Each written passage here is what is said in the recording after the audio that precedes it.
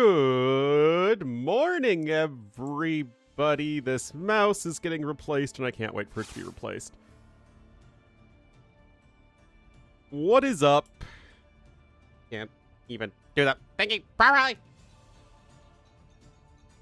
Oh, it has been a little bit. I honestly haven't been feeling very well. I feel like 80% better, which I consider good enough improvement, and I've just been very busy and stressed and all that stuff.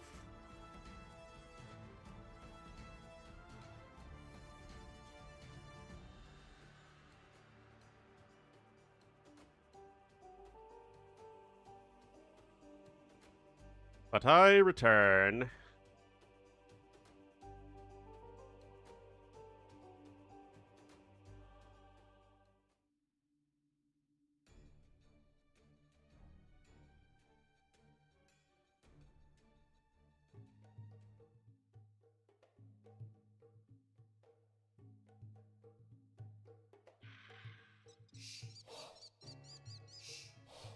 All right.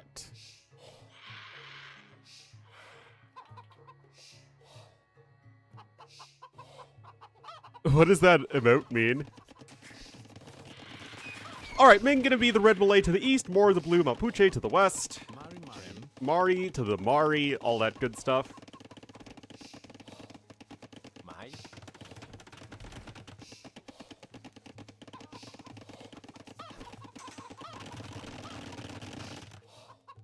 My goodness, this mouse. Yeah, my mouse also hasn't been working very well. And Razor's gonna give me another one, but that's gonna take a few days. I've had various versions of a Razer Death Adder since I was in middle school. Or sleeper coffee, probably both.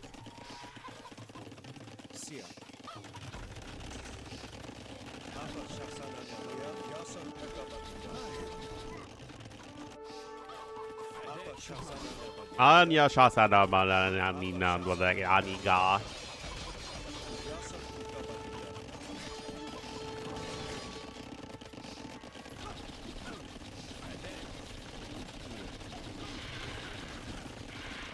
Alright, the classic forward into being full walled behind it. Classic from the Chinese players. Yeah, like I've used them since middle school, it's just this particular one has been really janky, so they're gonna give me another one.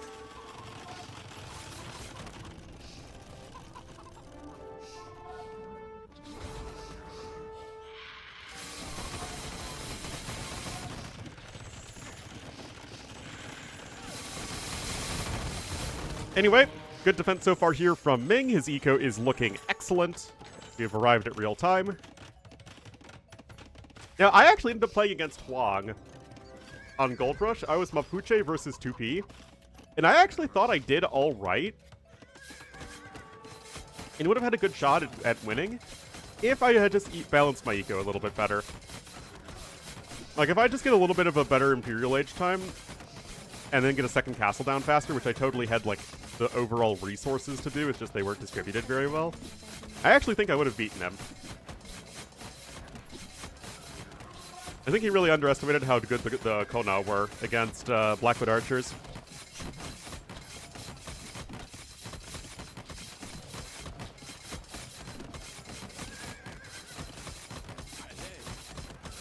But alas, I lost. That said, I lost one elo, so I'm not gonna cry over it. Anyway, sniping the market's always nice. Castle gonna come here at the front. Now, what's interesting with Konas versus low HP units is that you think they'd be really bad because they want to, you know, charge up their attacks over time against, like, a higher HP target. But actually, the way it works is it's percentage-based. So, you actually gain a bunch of extra attack, even if you're only dealing, like, a couple hits in total. Anyway, a little bit of a doubt castle right there. Ming will get it up, though. But with those villager losses, Moore should have a much better chance of getting a decent enough economy at this point, only 700 resources behind. Ming will still likely have a big advantage in Imperial Age time, however. What low elo legend streamers?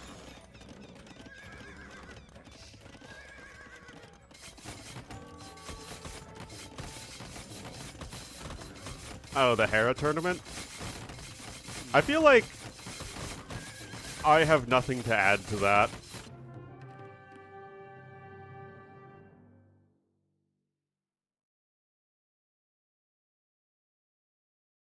Iraq? No, just live games.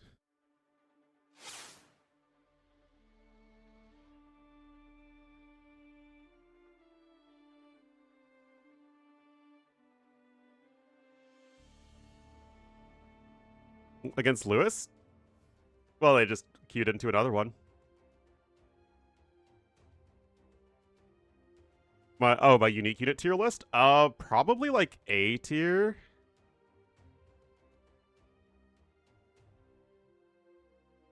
If I had to guess. Blackwood Archers are obviously S tier. And Getchas are like C tier, maybe.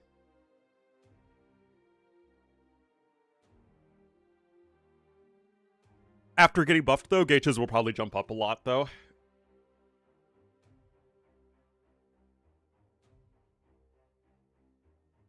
With equal resources? New tier list 1? I know, I haven't been doing much with the YouTube channel in like almost a month now. I feel pretty bad about it. I am working on a video, though. I'm gonna revisit the old movement speed video. The old race. Alright. We're gonna be in the blue as the Hindustanis to the north, and Lewis as the Khmer Rouge to the south.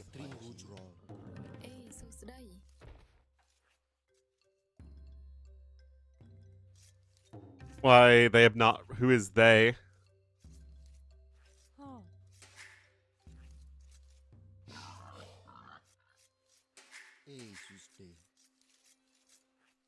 Yeah, the pup that's been out for, like, ever.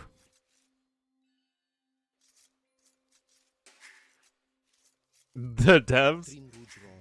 I feel like the devs don't do enough constant babying of AoE2 relative to what they could do. From his decision-making process? It's hard to say. Because the thing that Lewis really lacks the most is experience. And that will only improve the more he plays.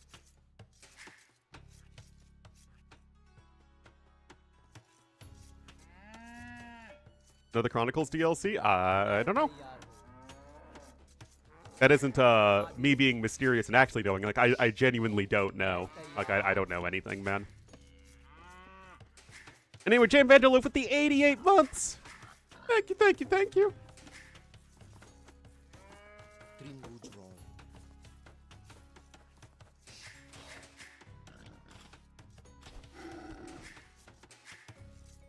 So, taking a look at the maps here, I mean, it feels like it's so pointless to talk about the maps these days. It used to be, like, really important to talk about the Arabia generations. Now it's like, I mean, you're getting a mediocre map every single time. Big fan of Chronicles? I feel like I'm the only person who's a huge single-player AoE2 fan that isn't a huge fan of Chronicles.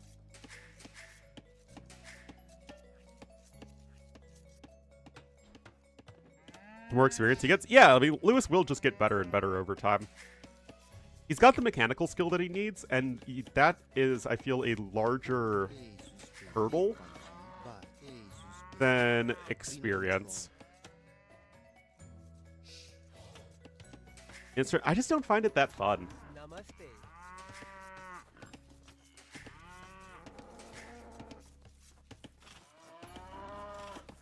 Andy at a similar stage? The thing is, Lewis is the better hamster than Andy is. And Andy's also been around a lot longer.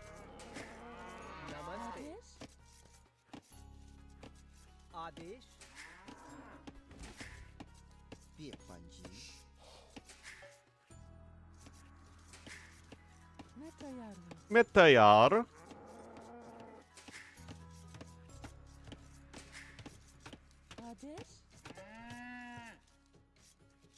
Tire must fall. There was literally nothing fun about that scenario.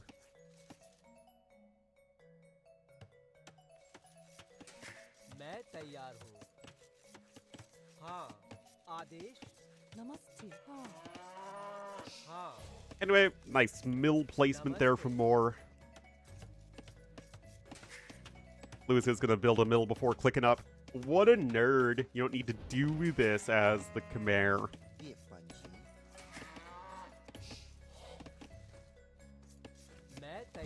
And Moore clicks up a little bit sooner. I mean, as far as matchups goes, Hindustani's Khmer perfectly fine.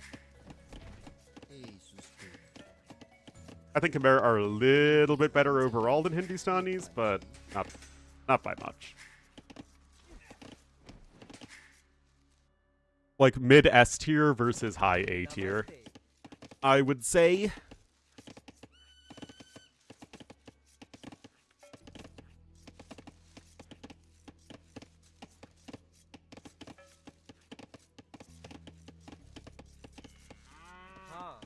No barracks yet for Moore. I've got the wood, but I don't see a villager in position. You must assume the position. There you go. Yeah, it's fine.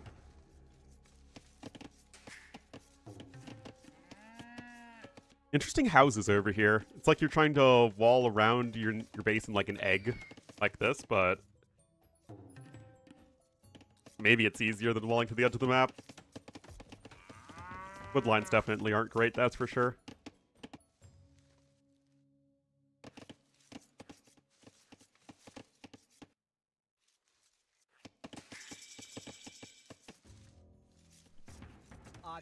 Just a scoot opening.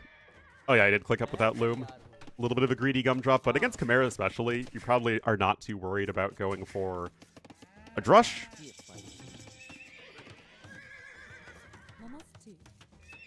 So you can afford to be a bit greedier. I like that, honestly.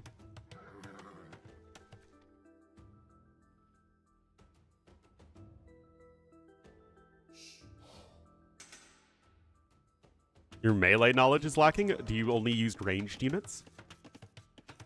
Anyway, Lewis using his saved resources to go ahead and pick up Horse Collar, which is always nifty. But honestly, you still have so many cows left anyway, because both players just pushed in all their deer, that you are perfectly fine for the time being as Moore.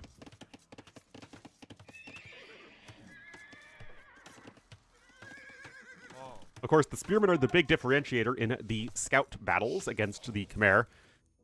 And as Moore, with some good scouting, can see that, okay, I know my opponent is going for his own scouts, so I can add in these Spearmen, and it's going to make things really, really tough for him. And when you're in a scout mirror as the Khmer, what you need to do is you really, really need to make sure that you either are fully walled or quickly add in your own archery range. Otherwise, you're really going to struggle to take fights. This is very nice for Lewis, though. Very, very nice. Snags the Spearman. Another one is going to be waddling on over, though.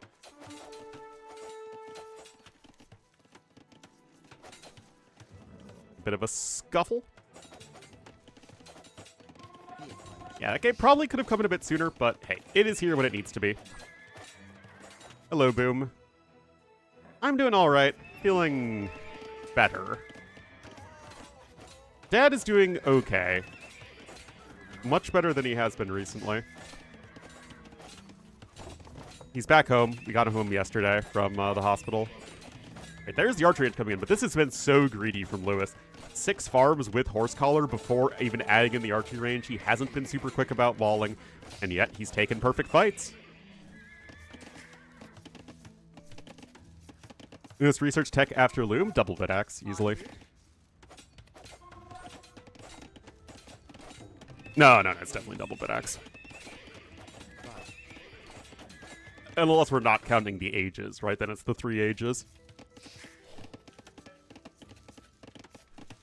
12 seconds idle time versus 0. I mean, it's hard to really point out any mistakes that Lewis is making. I mean, it is a mistake on paper, I think, to be this chill, this unbothered about getting everything up in time. And yet, because his unit movement and his fights have been perfect, it's not a mistake at all, and it's in fact really, really good. favorite players Sing Sing? No, I think you're thinking of Song Song, who is he who shall not be named. He's literally the Lord Voldemort of AoE2 players.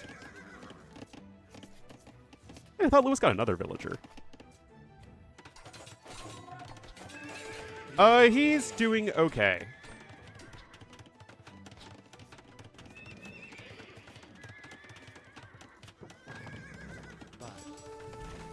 Cast Grubby? I mean, I guess I could. I don't know, I feel like I'm so on the outside looking in when it comes to this streamer event. Like, I don't know any of these people. I'm not involved in the event in any way. I don't really feel like I add anything, or... I don't know. Anyway, Hindustani Scout bonus is quite nifty here. But without any ranged unit support, it gives the opportunity for Lewis to make the correct counter, and then there's nothing you can do about it. And get involved. Like, I don't know. I feel like, do I even add anything there? Do I? Would people actually want to watch me casting these big streamers?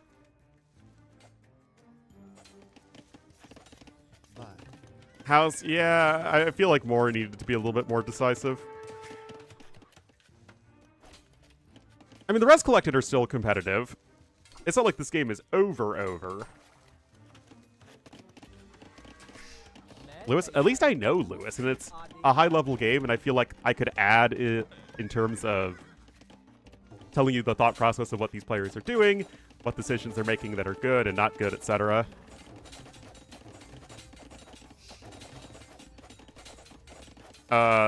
Lewis? Oh, come on, more, no. Yeah, I mean, yeah, that's super bad. I'm not going to say it's not bad, but you had the opportunity to at least equalize the damage right there.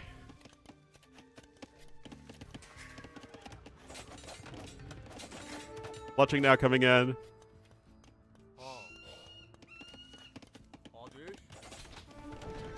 And now those archers are there. And right now, it's just the classic case of walled versus not walled.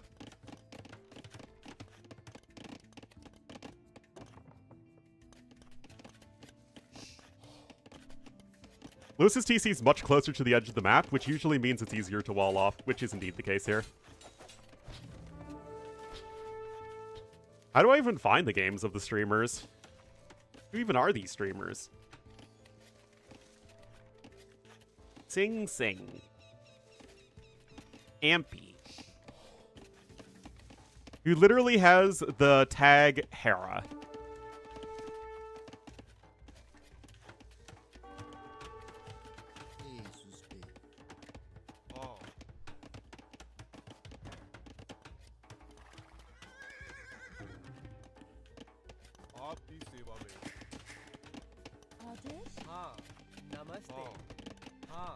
Paul.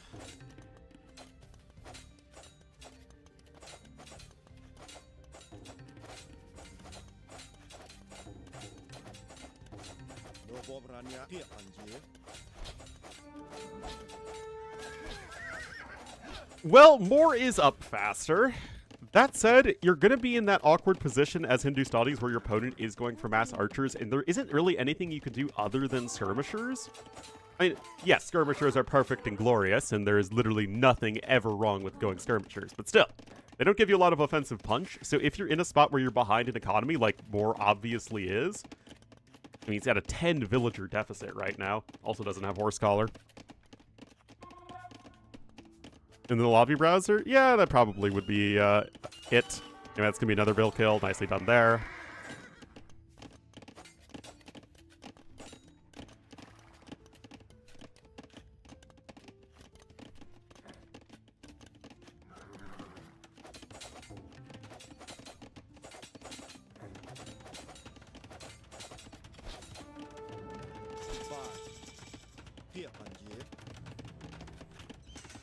All right, another archery range coming in here. So obviously crossbowman here from Lewis. Certainly think that's a great idea against Hindustanis in general. It's not that Hindustanis can't go for things not named camels, but if you allow the Hindustani player to go for camels in the first place, it really feels like you're just opening the door for them to do exactly what they want. And as a rule, inviting the opposing player to do exactly what they want, not a great thing. Anyway, Lewis has the worst-shaped gold, the H-shaped gold. It's H for horrible. There is no one mining camp placement that's efficient.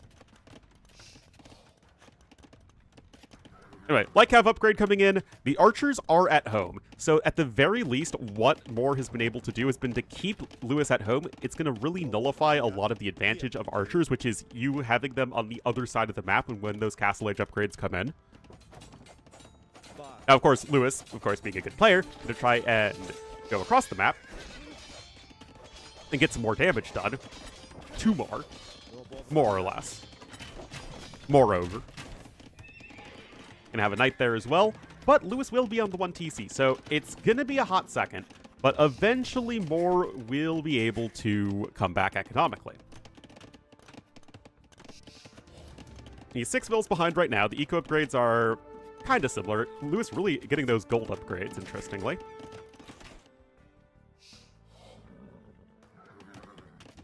And the Siege Workshop is obviously going to be critical. Bloodlines and +1 defense, and of course Light Cav are in here for more. But that is certainly not going to be enough against the looming threat of Lewis's army.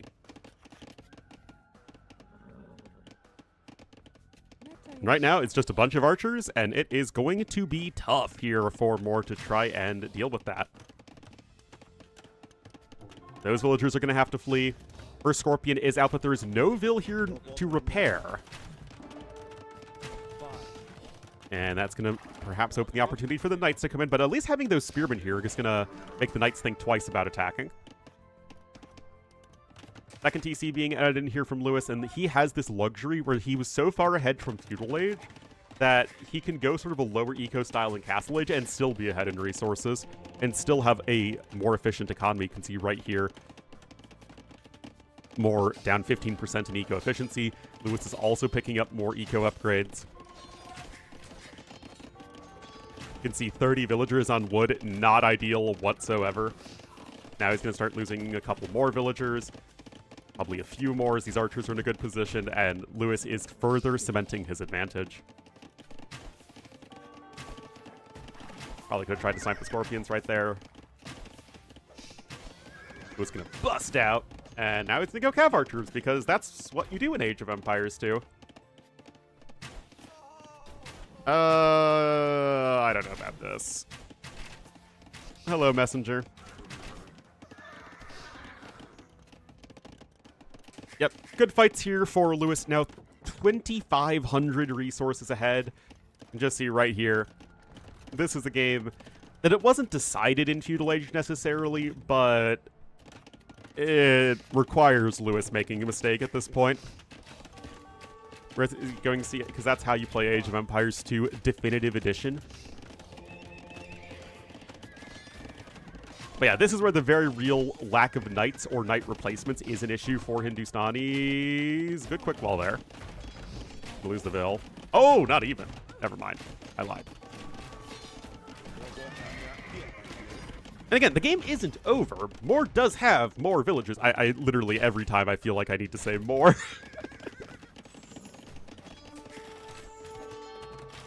Good repairs right there. The Mangonel's obviously going to be in a very good position to apply pressure, though. It is still 3 TCs versus 2. You have the cheap villagers, so that even with this inefficient eco, Hindustanis can still maintain their presence. It's just this lack of efficiency is a huge problem. Lewis has literally never had to expand outside of his little happy hole over here.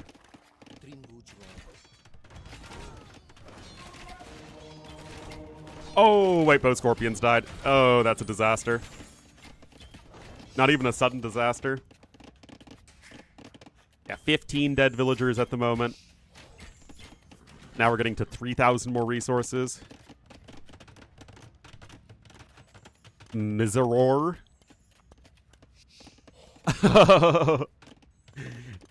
Miseror.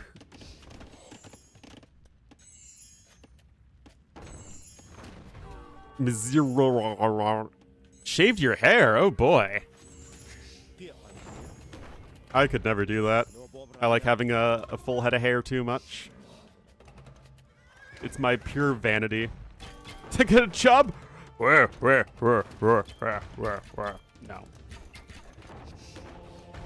I did apply to 5 more over the last 2 days, though.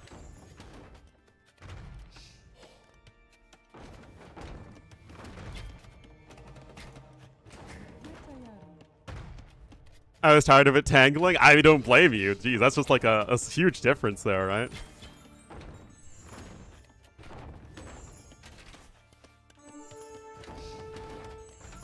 The past 10 years? Nope. Beautiful dark curls. We know that's what he secretly desires deep down. Anyway, 3rd TC in here for Lewis. He's still keeping up with the villagers thanks to killing 19 of them.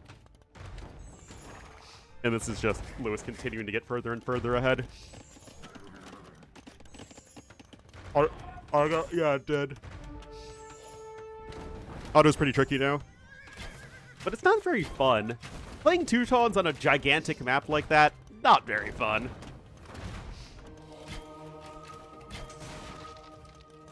That was the thing with Barbarossa, is Barbarossa never had you literally trekking across a gigantic map in the one, except for the one scenario where that was literally the entire point. Goes hostile? Yeah, that was my suggestion. It's like, why does West Francia even in the game if they just don't do anything half the time and they're like this huge player that takes up a lot of the map? Oh! Nope. I mean, that wasn't a bad hit, but obviously it's way too far gone. And that was also a good hit.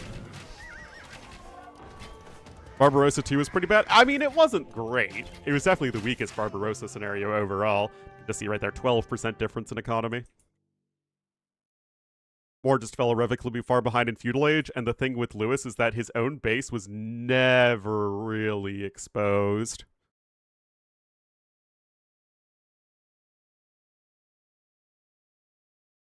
Charlie?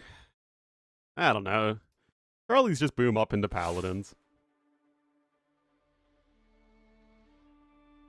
Oh, well, we don't really need that scene. Alright. Is he in game?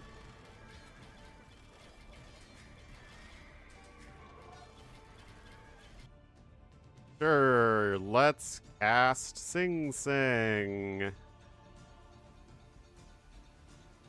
Where do I... Oh, browser here.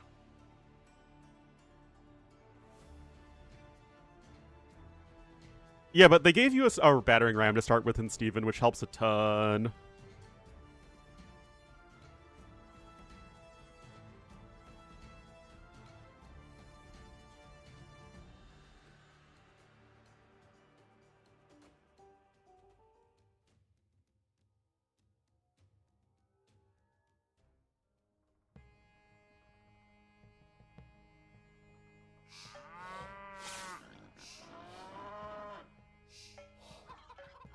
All right, I don't know why this would be considered good content, but here is apparently a famous Dota player called Sing, or Sing Sing. He'll be the Red Magyars to the southeast. This is like a little under 1400 level game. And our good friend, Chinese player, will be the Blue Burgundians here to the north.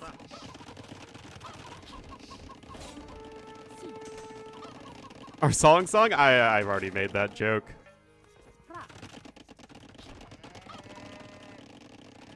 All of Gray's transports? Oh my goodness.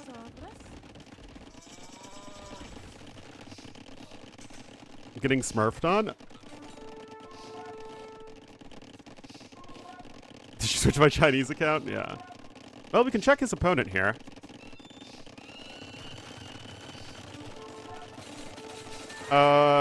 Yeah, this person has played almost 8,000 games. I don't think that they're a smurf. Hello, Grisinga.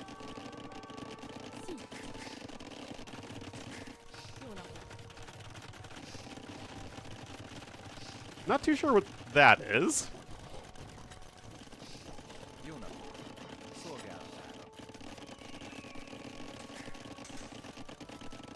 Anyway, Sing is going to have this nice castle age timing advantage. Building a couple archery ranges over here. Looks like there is a hole.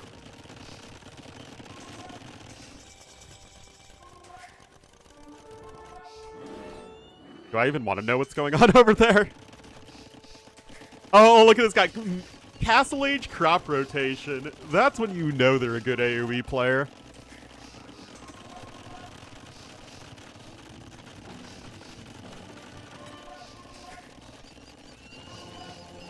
Anyway, Sing seems to know that he needs to pick up relics. Blue is going for a castle. I think Blue is having a hard time adjusting to the fact that the Burgundian eco is that insane. Which is why he has so much wood. They're mixing in some pikemen, so not bad.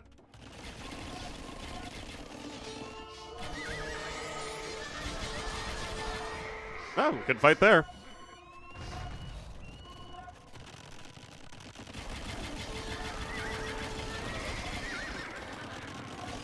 Return hostile? Ah, wow, that makes it so much easier.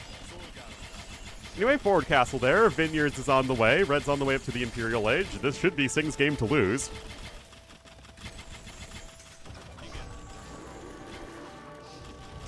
Oh, wait, no, Blue's already in imp. My bad. This is what happens when we watch at times 8 speed. Never mind. All right.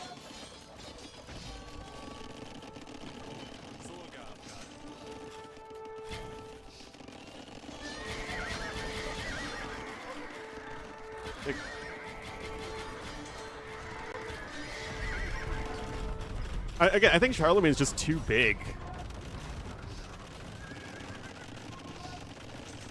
I don't think the build and destroy scenarios work very well when the map is that gigantic. Anyway, that was like a bunch of paladins that just died to halbs. That's getting denied, so it's still looking good for Sing. Paladins are running amok in his eco, but Blue seems to be struggling to find some. Holy cow, that bank!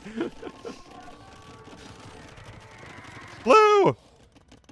Make paladins, dude! Please!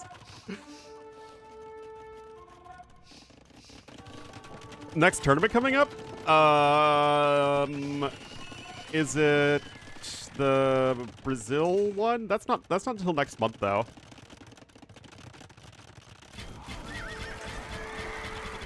Is there anything happening before then?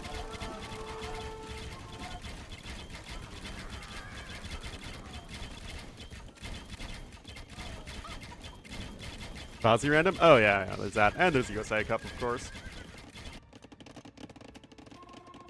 Well, I mean, like, those are all very small tournaments.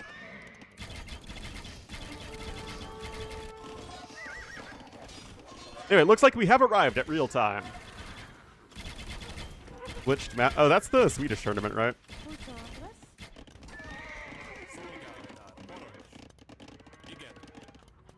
In the whole country? That is very true. And it's a land? Interesting. They want to fly me over to Sweden? I'll cast it. Anyway, it looks like Sing has gotten to his fully operational battle cav archers. Hell, I'll go to Jonkoping. I don't care. Macro missions on big map because it just feels very spammy.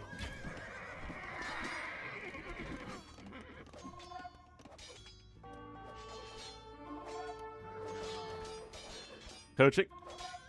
No, no one asked me to. No paladin? Yeah, I don't really know why Blue isn't spending his gold on anything that's good.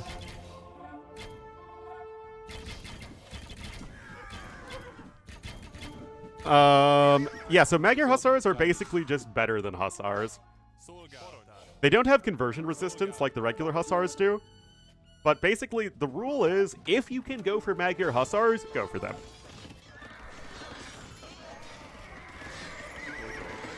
On Hera's Discord? I mean, no.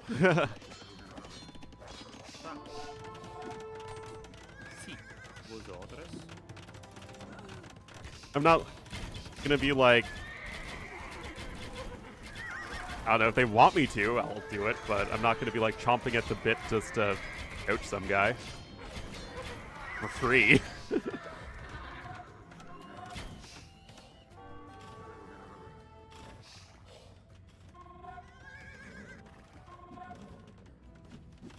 Fictions make it's fine. Why do I hate AoE2? That's a great question. Oh, Sing needs +4 defense. That's an important one.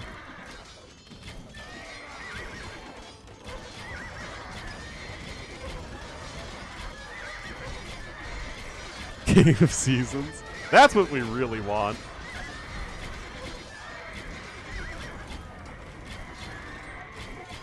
Other than the attack bonus versus siege, the core stats are a lot better. You just get more stats per resource spent. Renru with the 45 months. Thank you so much, Renru.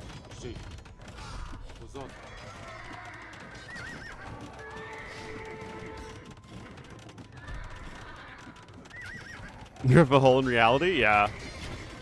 If there's anything that characterizes my stream, it's my hatred of Age of Empires.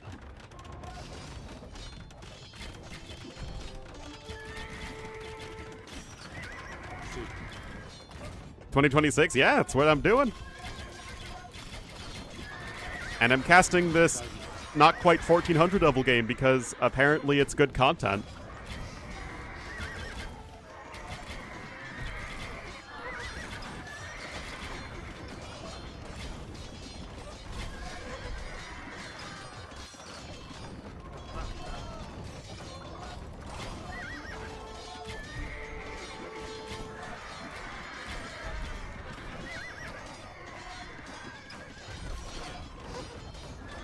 I literally don't know what any of those words mean, Led Floyd. How is this close? Well, because Sing doesn't have any gold. His eco is just not as good. Like, yeah, his Civ is, like, hilariously better at this stage of the game. Wait, World's Edge is sponsoring it? That's honestly kind of messed up. One of the qualifiers for you hosting a tournament with World's Edge money is that it has to be at least mostly open qualifiers.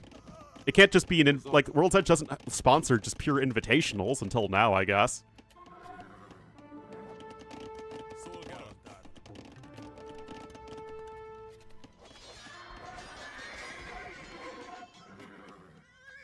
Apparently, World's Edge is sponsoring the Hera tournament. Where was that written? It has been very common knowledge for anyone who's been hosting tournaments over the past several years that that is an important part of it. Where do I see the stats? The Age of Empires wiki, I think, has all the stats.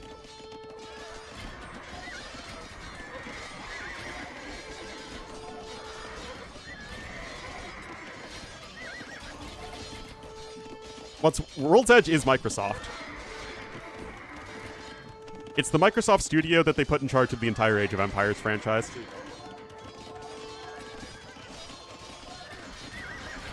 Yeah, Will found some pocket money, I guess.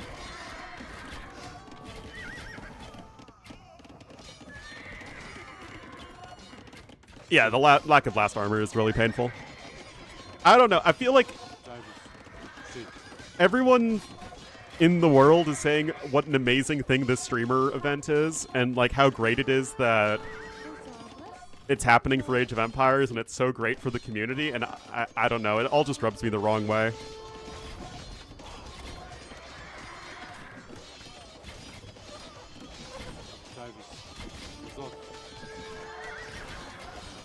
I don't know what it is exactly, but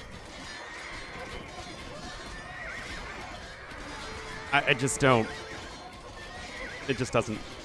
It gives me the ick.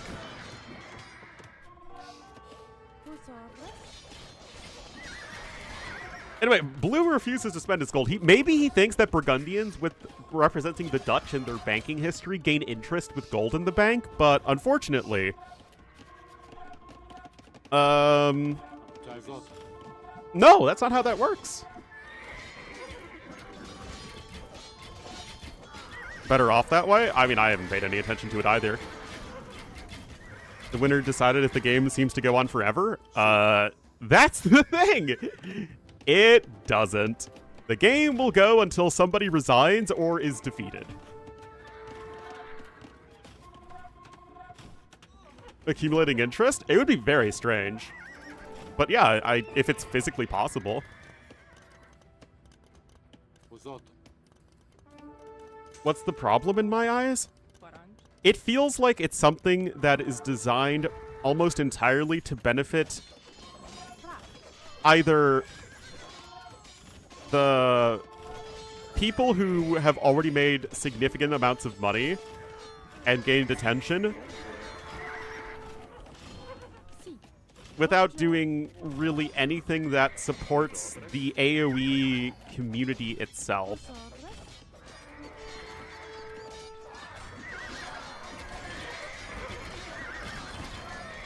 I've never bought on to the good old trickle-down, oh, this is like, if more people are exposed to the huge streamers, then that's going to start to benefit all of Age of Empires. Like, I've been around a long time. That has literally never happened. Anyway, yeah, looks like Sing is going to be able to take this one. Blue's run out of stuff.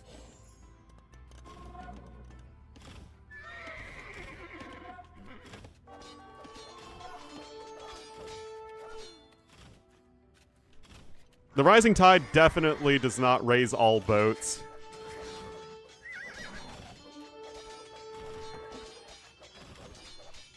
Like, it just feels like it's a club of the people who are already very successful in this space.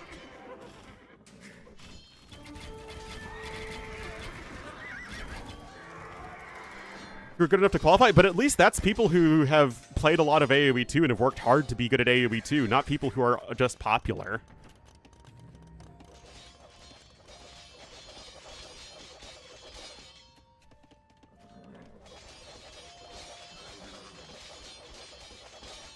Open signups? Exactly.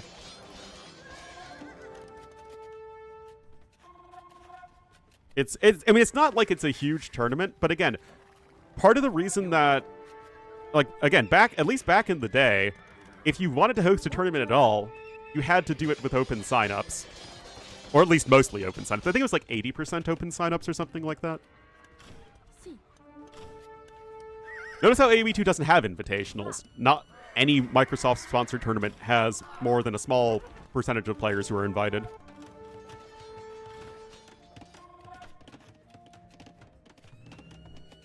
Full time and pay for the highest level of coaching and get it all back because content. Yeah, it's like, it feels like it's an investment into people who are already very well off.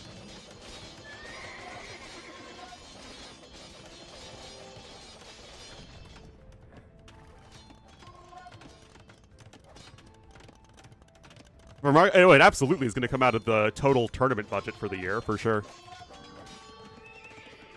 Yeah, Blue, unfortunately, just doesn't seem to quite have the macro to keep up. I mean, good on Sing to hang in there like this, for sure.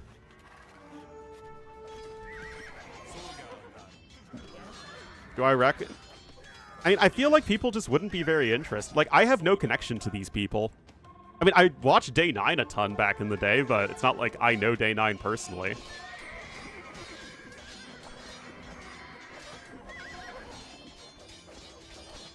Yeah, Microsoft's funding this, not Hera.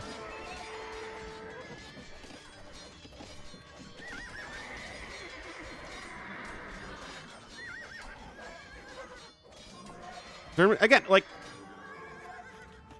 it just rubs you the wrong way. Well, someone can think that it actually is how it works. They will not hand out money for anything less than $10,000. It's not worth all the legal trouble for them. This will bring in new viewers. It will bring in new viewers for Hera, and it might bring in new viewers for the big streamers themselves. It's not going to bring in viewers to anybody else.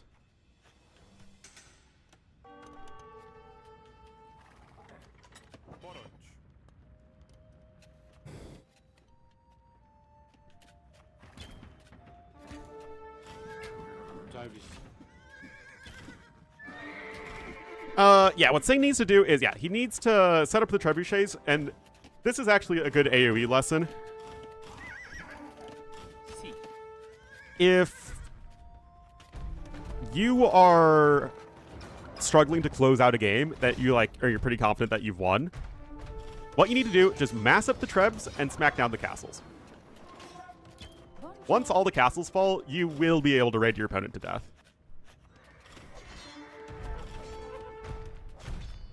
To bring in players, I mean, we'll have to see the Steam charts and all that stuff afterwards. I am extremely dubious.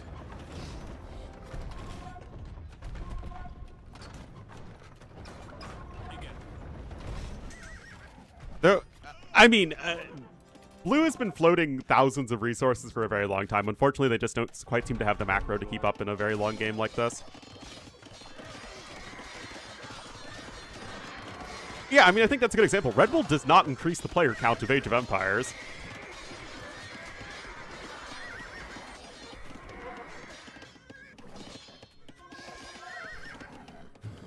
Yeah, I mean, remember, Blue's had fully upgraded Paladins tech this entire time.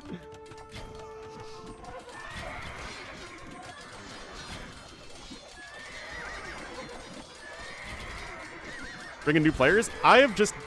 There's been stuff like this that's happened in the past, and it has never seemed to enrich anybody except the big people themselves. Marketing for the game?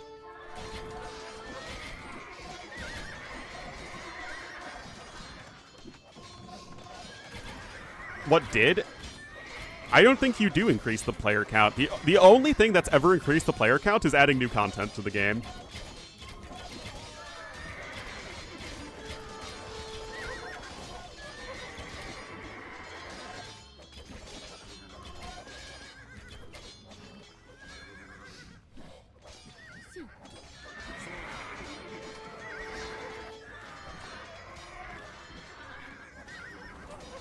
And that's the reason they make the DLCs, right? There was, again, like, feel free to disagree with me. I am not the arbiter of all truth and wisdom. As much as I'd love to be the arbiter of all truth and wisdom, I'm not. And especially, it's not like I am the master of streaming economics and understanding and all that stuff. So, I mean, disagree with me if you want. I don't care. It's just, it always rubs me the wrong way. I take as the gospel. Well, that's because you are a true believer, Cryptic, and that's exactly what you should do. I completely disregard what I just said. I am actually the all font of wisdom.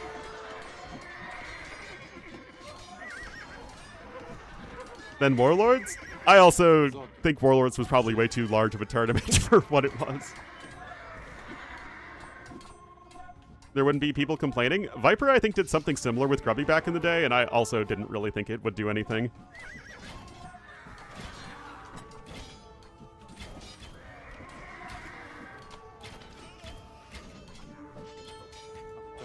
Each player with a caster?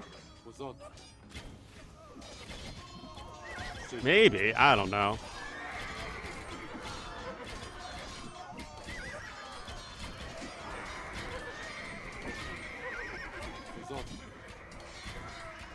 I mean, like... I don't know, guys. Biggest and most popular RTS game? It's either this or StarCraft.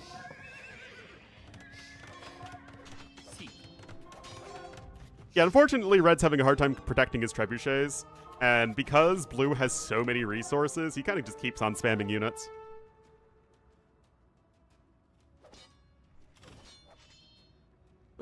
Is Warcraft bigger than Age of Empires and StarCraft? Unless Warcraft has gained a ton of popularity in recent years, it definitely hasn't.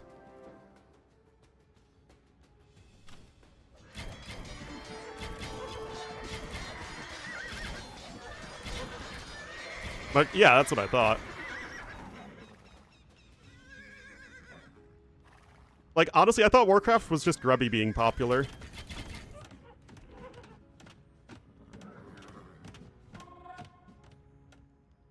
AoE1 and SC1. Well, I mean, yes, in terms of overall people, for sure. Because StarCraft 1 is still popular in Korea. I know, when I was in Korea, they were definitely still StarCraft 1 stuff going on. Although League of Legends and World of Tanks, I think both might be bigger now in Korea. League of Legends is definitely the biggest in Korea. I don't know. Maybe World of Tanks is up there.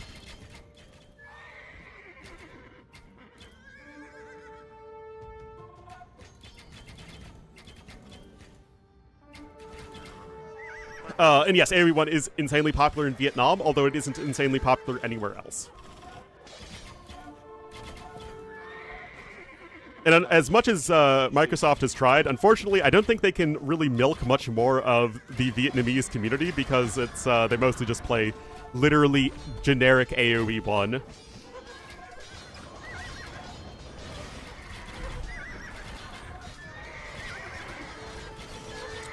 Also, again, AoE2 teaching point. I actually like teaching AoE2, fun fact. If the Trebs are struggling and you still have all these resources, download more RAM. Even crapped RAMs will still be able to plow through these production buildings.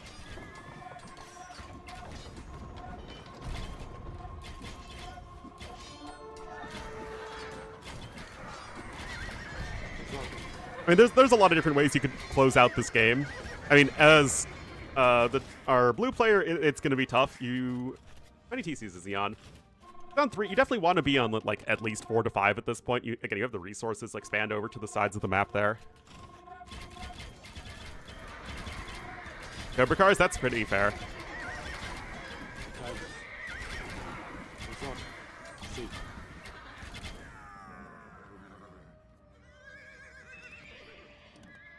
Over 1850 ELO.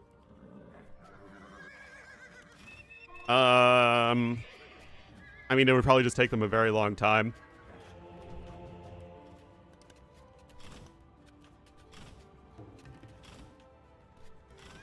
Uthermal? I mean, back when I watched StarCraft, Uthermal wasn't even that high level of a StarCraft player. On this date 4 years ago.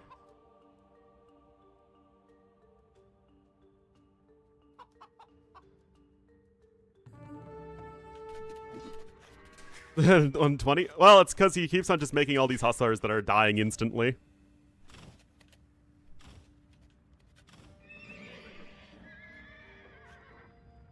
Before the whole thing? Yeah, I mean, I imagine.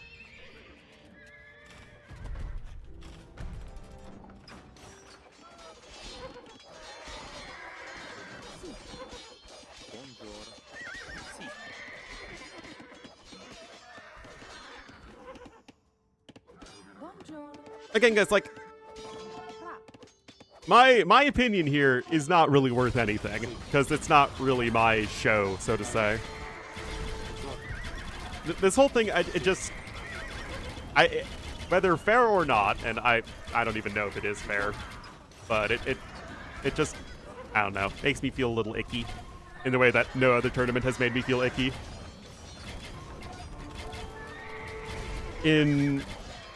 Oh, the hair thing? I have literally no idea because I don't know any of these people except Day 9. And, like, I knew Grubby a little bit from when he did StarCraft. Aw, rip blue.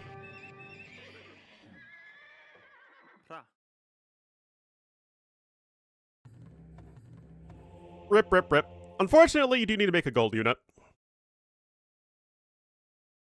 But it's also a lot easier what Singh was doing.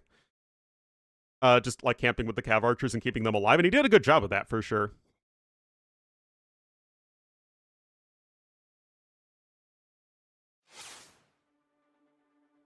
For sure.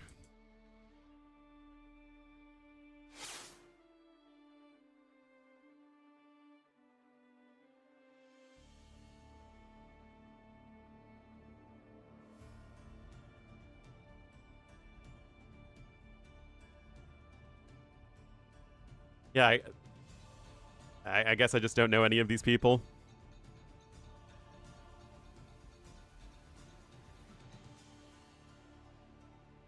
made the AoE grid. I've made one before, but I haven't, like, done today's or whatever.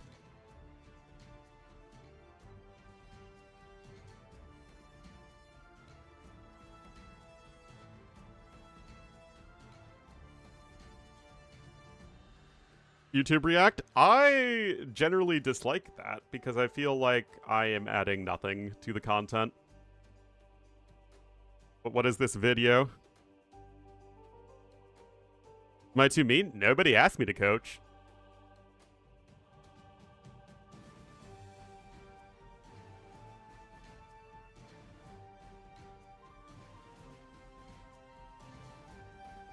Anyway, I gotta get some more coffee, guys. I'll be right back.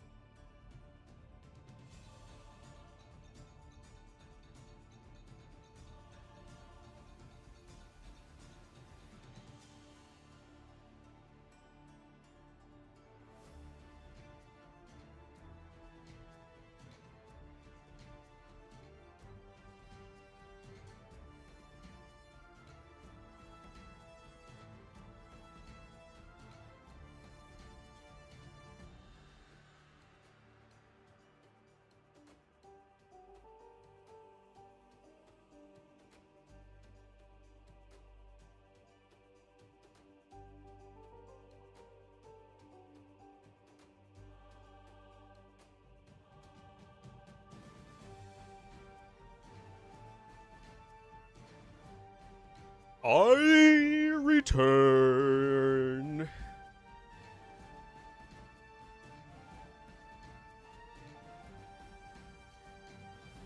Oh, is he watching his Rex? Oh, that's good.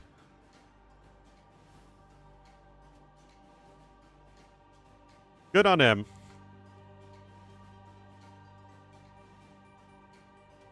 Yeah, no, I mean, that's absolutely the right way to go about it. Who's he being coached by, if anyone?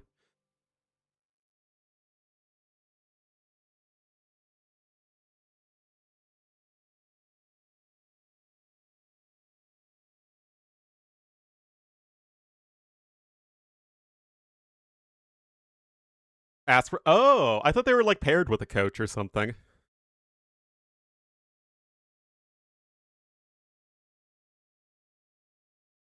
Oh.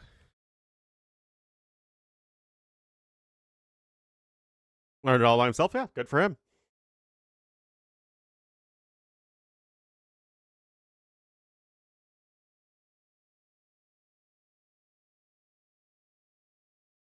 Specialist Cup? I mean, most of the games I saw were like really one-sided.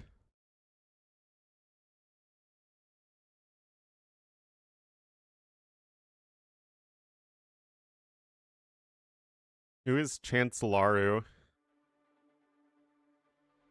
Yeah, I mean, that's like mine. My rating.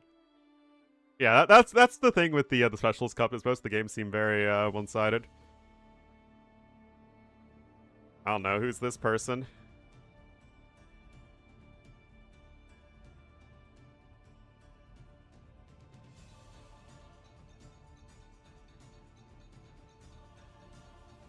Amp?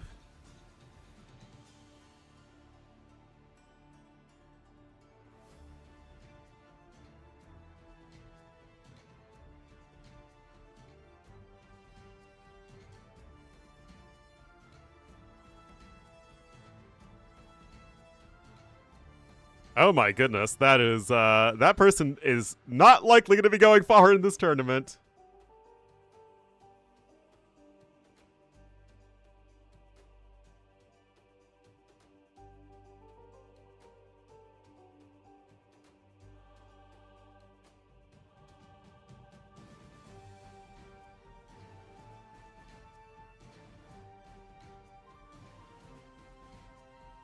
People who can win.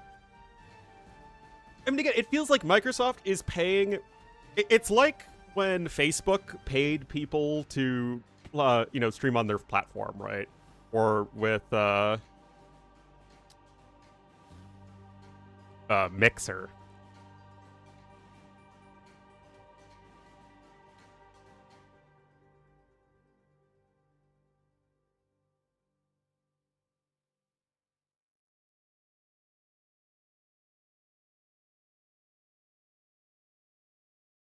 I have no idea.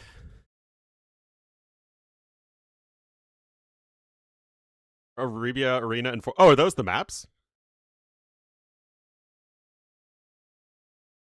See me coach somebody? Believe it or not, both of my parents have been teachers. Views from others? The thing with me personally is no matter who I've collaborated with or what events I've done, it's never really impacted my viewership.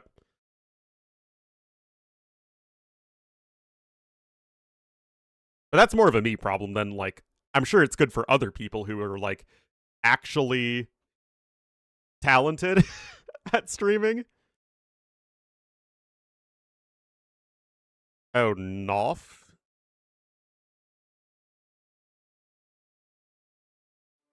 Trained through genes? No, I mean, but it's the pedagogical method. Oh, whoops, that's the wrong thing. Ah, okay.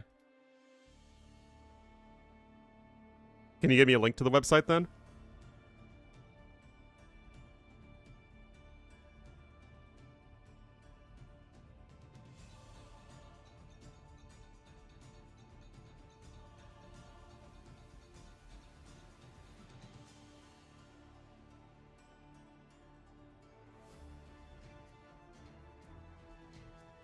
Oh yeah, Pig was a, like, semi-high level StarCraft player back in the day.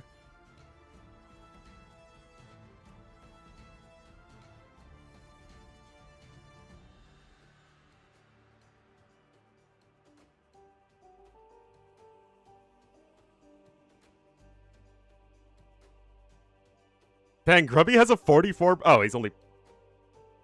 Oh, wait, what? Oh, is it like ladder games only after a specific time?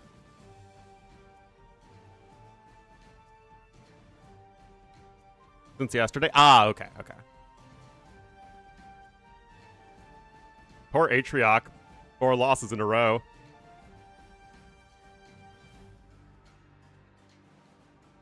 Harris' advice is terrible for Arena? I mean, if somebody wanted me to do it, I would, but, like, I don't know. Re-TC no matter what. No, just teach him to Monk Rush every game.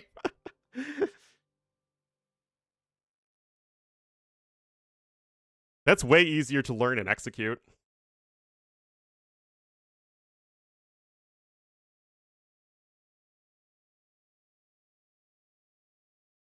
Spiffing Brit. Yeah, Ripperino. Also a Palestinian player? Interesting.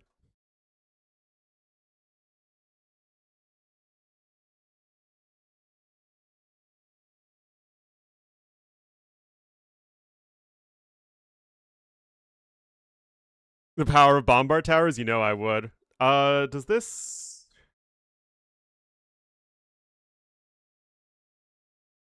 Oh, does this add all the ratings together? I guess it does that.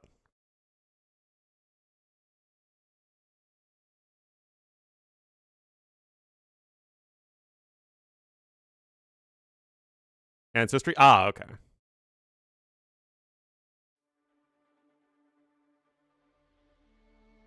The Yamato cannon? Look at all these stats.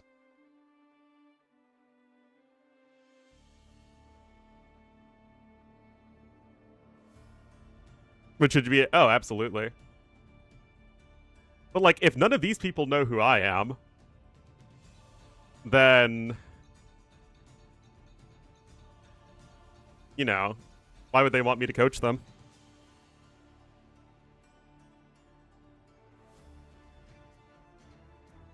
Also, I don't know if my coaching would be very good content.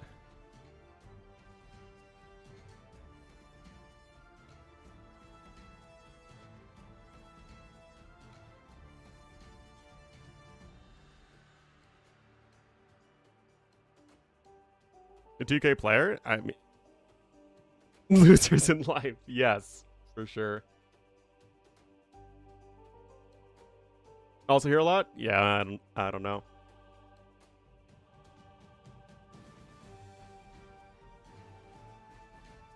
Ladder is pretty dead right now.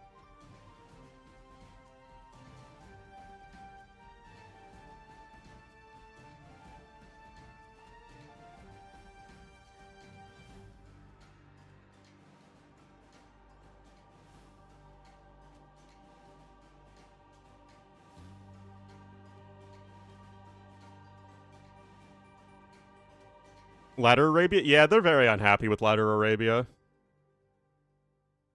They say it's too passive, which I don't really understand. Nah, Sing Sing isn't playing. He's just watching. I just want to see classic Arabia, man. I want to see the good Arabia. It is very annoying to put down TCs for sure.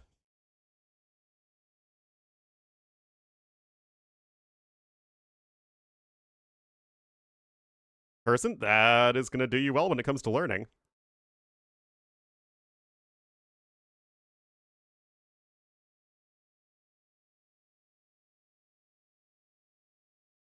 Missing res? Exactly.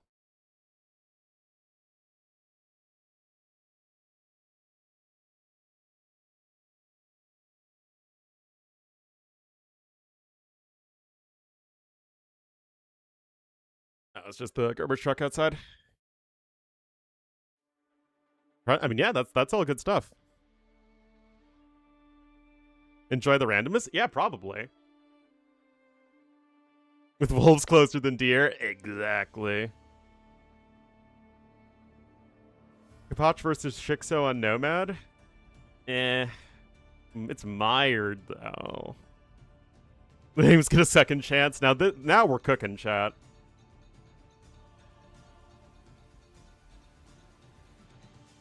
As Ellie would say, we're cooking with peanut oil. Also, did they literally pick Chinese preferred random? They just randomed into way Vietnamese.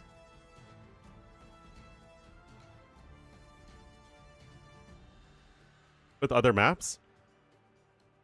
I don't play Arabia just because I feel like if I leave it open, I'm only going to get Arabia games.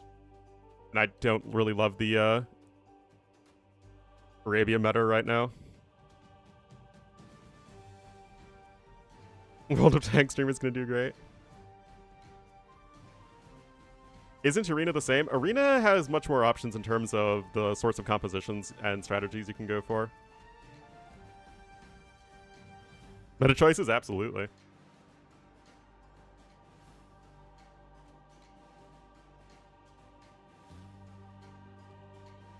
And what am I even doing?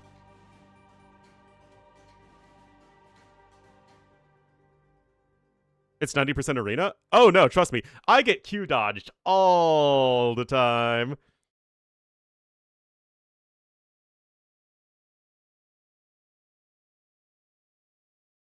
All the time.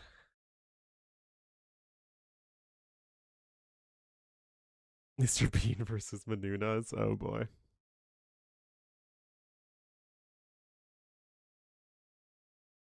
Arabian get bored. That's exactly my situation, Malamadre. Jump into this. Why not?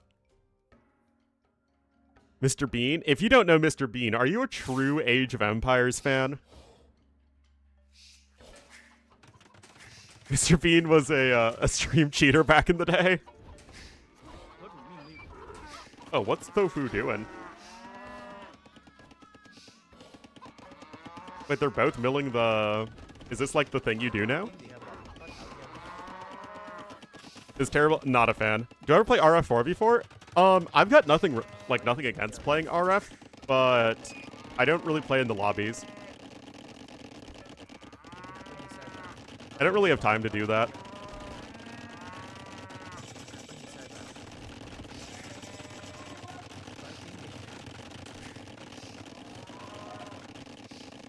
Playing 2P Blackwood Archers feels bad, man.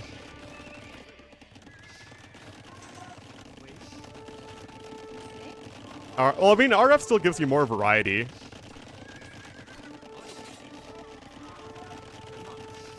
But I think it's mostly the people who play RF, right? It's people like watching Viper and Doubt and all those guys. Oh, wow, look at that. Tofu has gotten several villagers. Stone walls, there you go. That's how you AoE2. Good in RF? I mean, I'm definitely a better late game player than early game player. But it's just not something I've ever really spent the time on.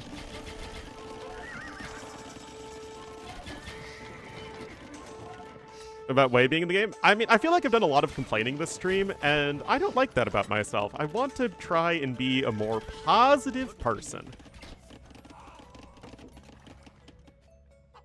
I want to be supportive and uplifting of the Age of Empires community. A Champy Pocket versus Magyars, yep.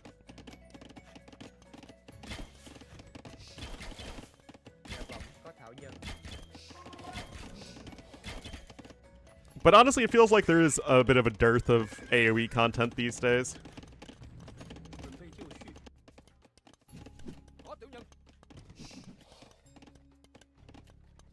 Game's gone. This isn't the game I love. Hyper random? I don't think so, because that requires I think a specific mod, right?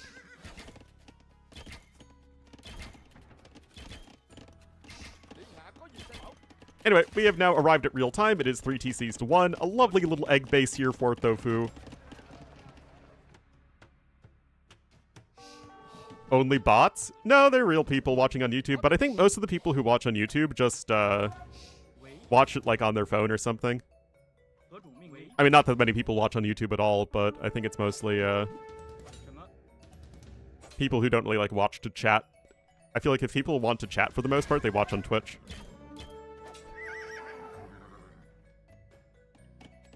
YouTube vids? Well, I mean, that's different. I'm talking about my live stream on YouTube.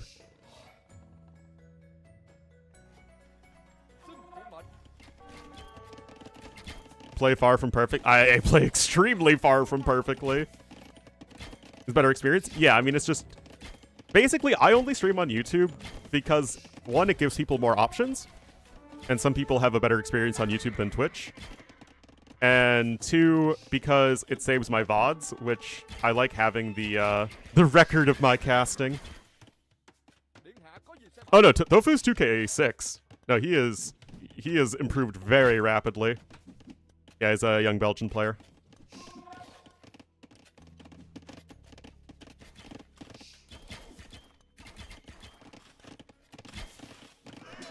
With all the preparation hidden? I don't know.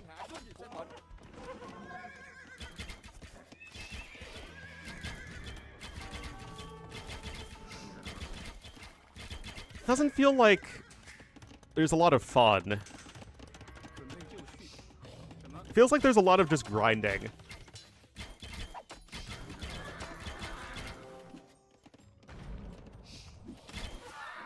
But what do I know? Anyway, castle time!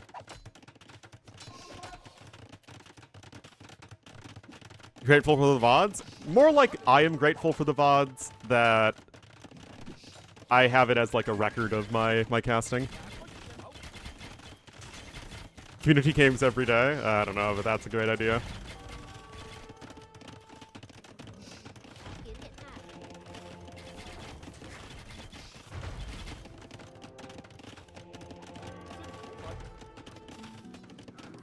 General campaign tips? I don't know if those would be really necessary. I mean, isn't it every single campaign is just boom up on a bunch of TCs, plop down a castle to defend against enemy attacks, and then steamroll them?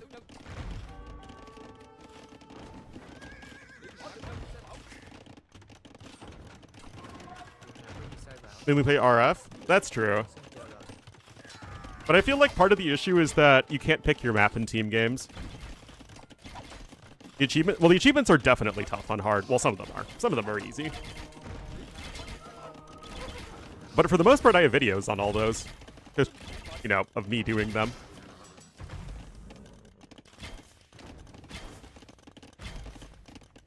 Yes.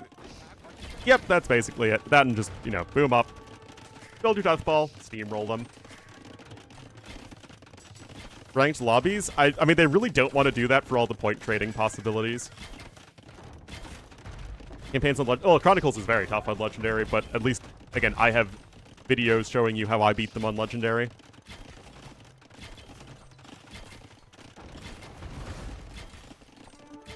But yeah, the Alexander campaign is definitely the most difficult on the hardest difficulty.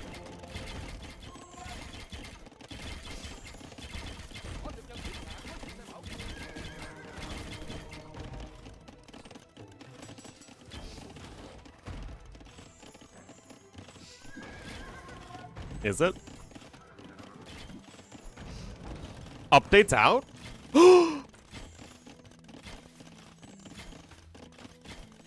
Oh my goodness. We're actually getting the thingy. V&V was harder? Oh yeah, maybe.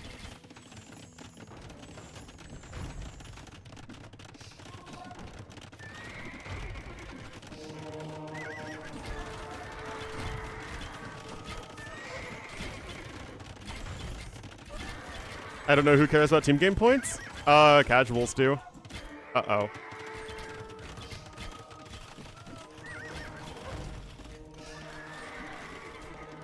Get Rich Quick again? I really, really, really don't want to play Get Rich or Quick again. I played it twice, and that was enough for me.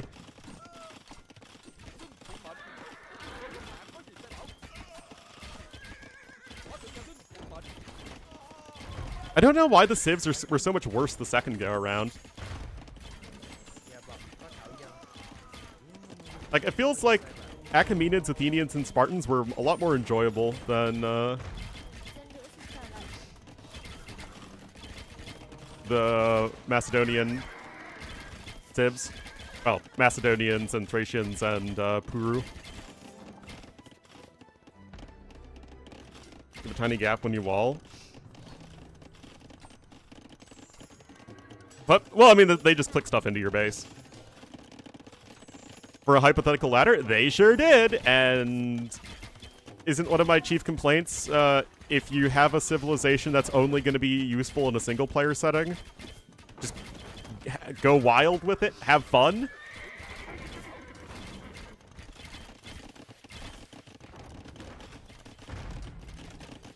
Anyway, Lewis is almost up to Imp. Doesn't really have much of an army, though. I like sneaking through to the north, though. It's because it's all they have versus Cav. It's not like Aztecs who at least have good pikemen to go with their great mugs. Like, yes, Muisca have good monks, but their pikemen are straight awful.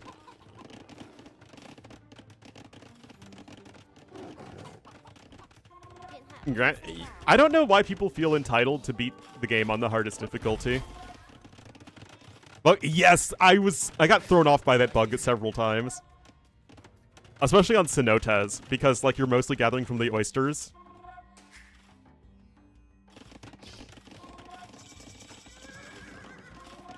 But yeah, now it's the classic Vietnamese, just go imp skirms and trebs free conscription and win the game.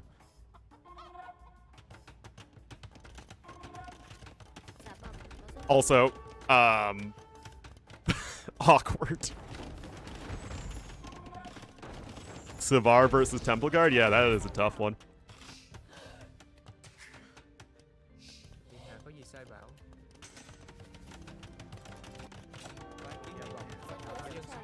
Most disliked missions? Get rich quick, and the tire mission, and I didn't like the Gaugamela mission either. Oh yeah, and Rat, that was absolutely awful.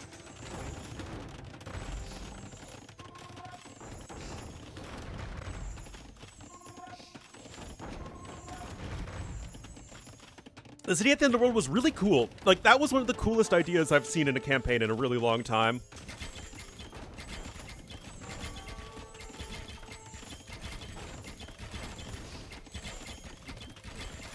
It just, I think the execution wasn't quite what it needed to be. Yeah, Wrath found a way to make Siege Onager hits that kill like 30 units really boring, because you know you're getting no value from it at all. Yeah, Wrath was the finale where you literally have infinite units spawning from the side of the map.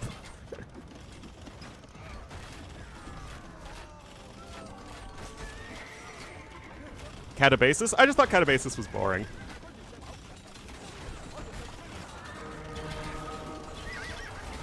Alright. I mean, again, feels like Wei are the best civ for going for these sorts of all-ins. I think one of the things I disliked about the Alexander scenarios is it felt like you were taken away from playing AoE2 a lot of the time. And it felt like just a lot of the interesting interactions and whatnot were removed. It looks like Lewis is holding this, although just barely, but still holding. Anyway, yeah. Well done there from Lewis. Able to hang in there. Ford Castle was good. Well done. York? Man, I made so many people angry when I said York wasn't a very good scenario.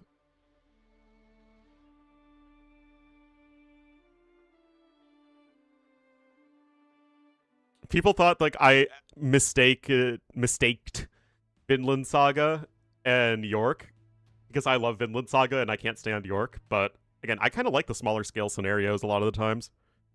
All right, do I have the update? I think it was my very first campaign tier list. Where are we at? Okay, so I think I need to restart my game.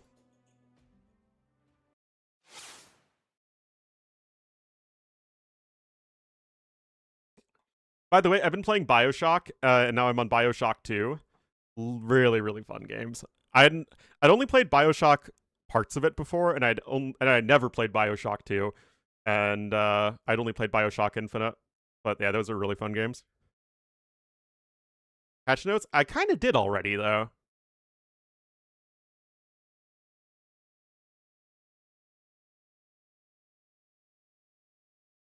Combat, so it is. I love smashing stuff with the drill. It is very fun. I was gonna watch it. That was days ago. Oh, whoops. Capture Age is open.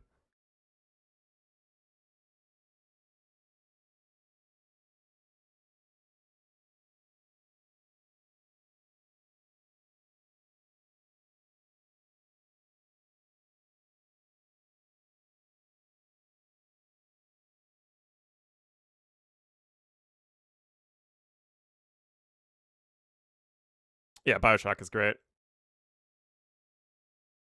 All right, let's do a YouTube video though. Why not?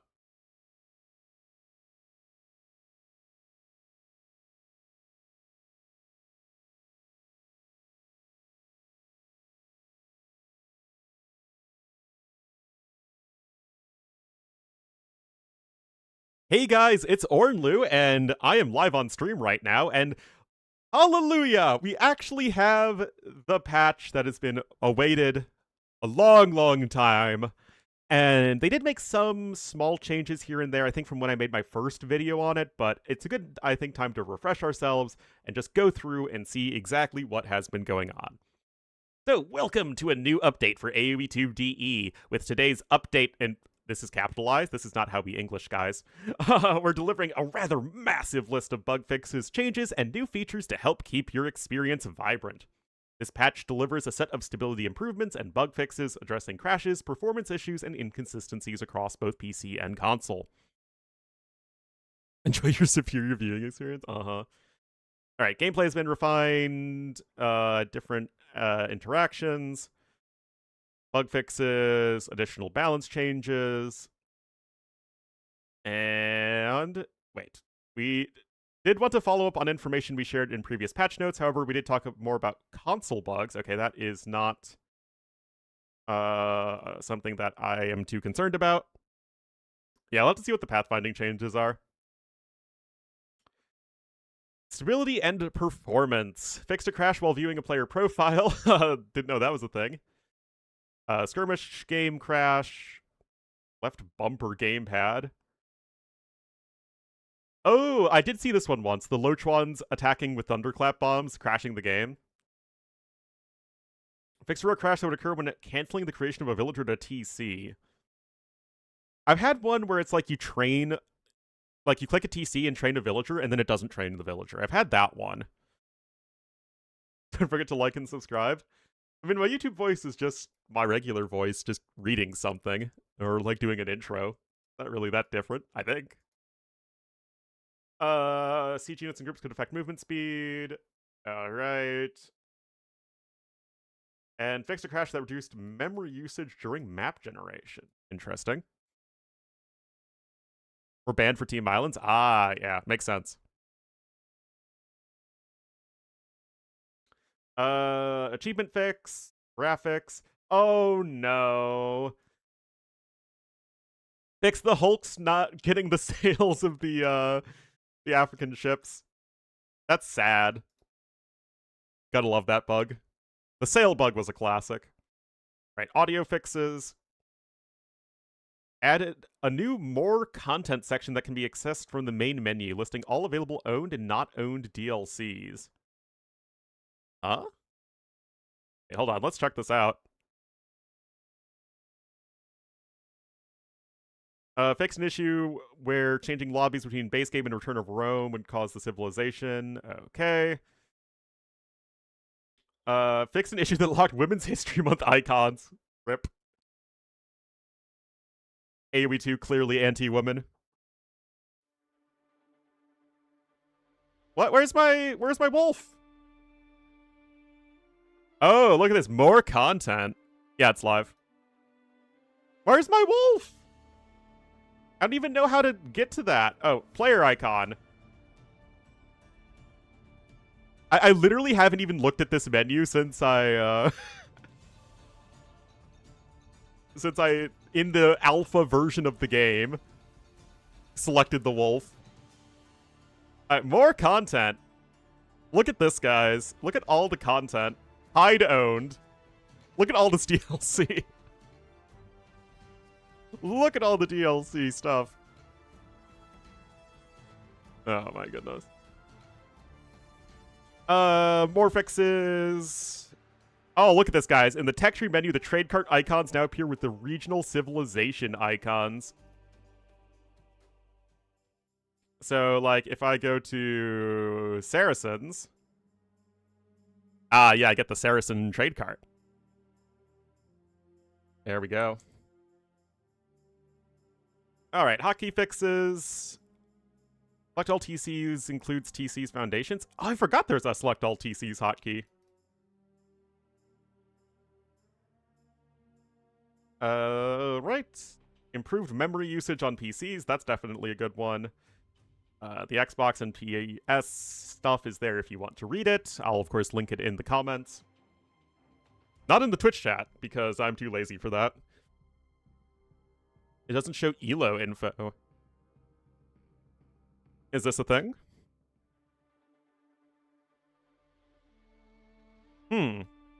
Usually I think that's with the tooltips. But yeah, I have the tooltips on. Do I not use the select LTC? No, I just put all my TCs on a hotkey.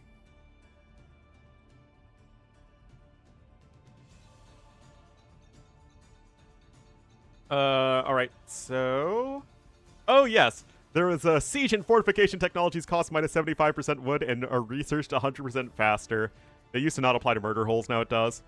Yeah, this is a big one, though. Fix the oystering fishing ships that were garrisoned inside a dock not firing arrows. I ran into this one all the time on cenotes. It was very, very annoying. And fix projectiles destroying resources, such as gold and stone mines. Yes, in case you didn't know, you could, like, fire a scorpion shot and then delete the scorpion and then delete the gold and stone mines. It was a little abusable, shall we say. Alright, some campaign fixes. Balance changes. Now, I've covered this a while ago, but, I mean, the pup notes came out a long time ago in the AoE lifespan, especially with so many tournaments going on.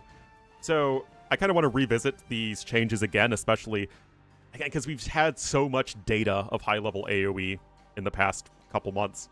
So, the slinger changes, I think, are really important. We don't see slingers at all. In part, it's because we don't see infantry all that often, but the only time you see... Like, Incas, you just didn't really see at all. And then you only used the other 3 South American civs for very specific builds. So, you only used 2P for the Blackwood Archer Rush, you only used Mapuche to go for the Bolas Riders or the Konas.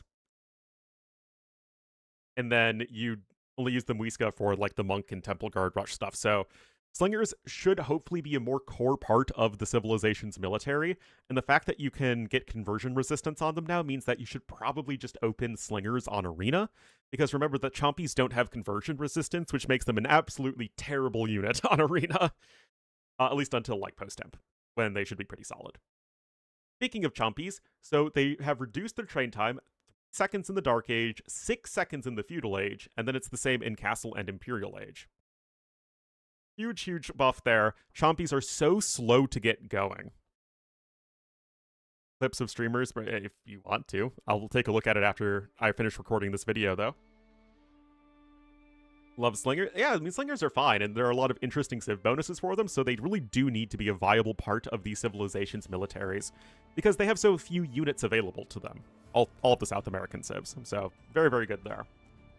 Yeah, the Chompy Runner, which is the Feudal Age one, is now cheaper and is researched faster.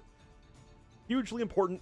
Again, part of the issue is that in the early game, the Chompy civs went from being extremely good, aka broken, with the launch Chompies, to all the way over for useless in the early game. And they're civilizations that, because they don't have cavalry, with the exception of the Mapuche, you need to sort of get the early initiative. It's the same thing with Dravidians, right? Because they don't have good cavalry, you want to be out on the map and aggressive. Or just going for a super fast castle, which is, again, really the only time we saw those civilizations utilized. So, I know people are scared of the Chompies. That's okay, it's understandable. I've gotten Chompy rushed myself, even by T-West. But, yeah, definitely, the unit needs to be viable for the Civ, for sure. And then the Castle Age Chompy Warrior upgrade also getting its cost reduced. Very, very, very good. So I think these are good changes. The non-tuple nerf of the Chompy was a little much. So having that be more in line with what we could consider powerful but fair is exactly what we want. And the patch is now live, Prince Finnick. And yes, Shotlotl Warrior is now affected by all those unique techs. Hooray, memes, fun, all that stuff. So Garland Wars, Aztecs, you get +4 attack. Volcans, you get +40 HP for the Mayans. Fabric Shields, you get +1, is it +1 or +1/+2 armor? It used to be +1/+2. I think did they change that? Yeah, it's just +1/+1 now. Yeah, they did change that. That's for Incas. Herbalism is they move faster for the Muisca. Caciques is attack faster for the Tupi. And Butul Mapu is a 15% discount for the Mapuche. So good stuff there. Again, I think that this will really help the South American civs play more like a regular AoE2 civ, that you don't have to go for those fast castle all-in builds that we see as the only ways that we saw those civs played. No, it used to be 1-2, I think just before the Last Chieftains expansion. But it definitely was still 1-2 when it applied to both Slingers and Kalmayuks as well. So naval changes. Thank goodness, guys. Number of maximum arrows changed from 5 to 0, 3, 4, 5 in each age. And the dock bonus versus ships is changed from +3 to 0, 2, 3, 4. So thank goodness the early naval changes made going for any sort of pressure on water impossible. It's already very, very good that you can garrison fishing ships with any civilization. But it just really made like all these cheesy situations where like you dock next to your opponent's dock and then you like wall in the villager and then arrow down the villager with fishing ships. It was just a little bit much. So still being able to garrison the fishing ships in Dark Age is very important. It means that you don't necessarily need to rush up to Feudal Age instantly. And then of course you're still getting arrows in Feudal Age, but just not as many. So definitely good change there. We'll have to see if you can still go for those more greedy plays on water maps, but I mean, at the high levels, water maps were basically just, you go up with like 10 fishing ships on most maps, and it was a little much. It made winning water even that much more decisive because the fish booming just went to like 40 fishing ships instead of like 20. So big fan of those changes. And then towers getting nerfed a little bit versus ships. This actually does impact heated shot as well, because remember, that's 125% of the bonus damage. So that also reduces heated shot's effect a little bit, but towers are still going to be good versus ships. That's not going to be an issue. And rip the sea tower, guys. F's in chat for the sea tower. 8 to 5. What a huge nerf. SMH. So disgusting. All right, Civ-specific changes. Composite Bowman, Elite Composite Bowman now getting extra HP. That's fine. I thought Composite Bowmen were already pretty good. The TC bonus? Nah, yeah, that's not really, I think, too much of an issue, though. The Sea Tower is a scenario editor-only building. It was used on the map, what was the map where you had the like the gold on the sides, and then there was like the water in the middle with the shallows. Shoals, yes. It was on Shoals. But yeah, Composite Bowman getting buffed. Now you will be able to survive a direct onager hit, which is one of the biggest counters to the unit. Also, you're able to survive a direct Hofnitze hit, so that 45 to 50 HP threshold is actually quite relevant for the Composite Bowman. And of course, you know, probably one more hit from most other things as well. And then Siege Ram for Armenians. I did think it was kind of interesting that Armenians were like the infantry civ that didn't get good siege, but it turns out that you need to have at least something in the late game, and not having siege rams made you a little too reliant on champions to just knock down all the buildings. Goths can get away with it, but Armenians, it's a little bit more tricky. But tanky champions that can garrison inside siege rams is going to be very powerful for Armenians, and the Armenian late game definitely is getting a big, big buff here.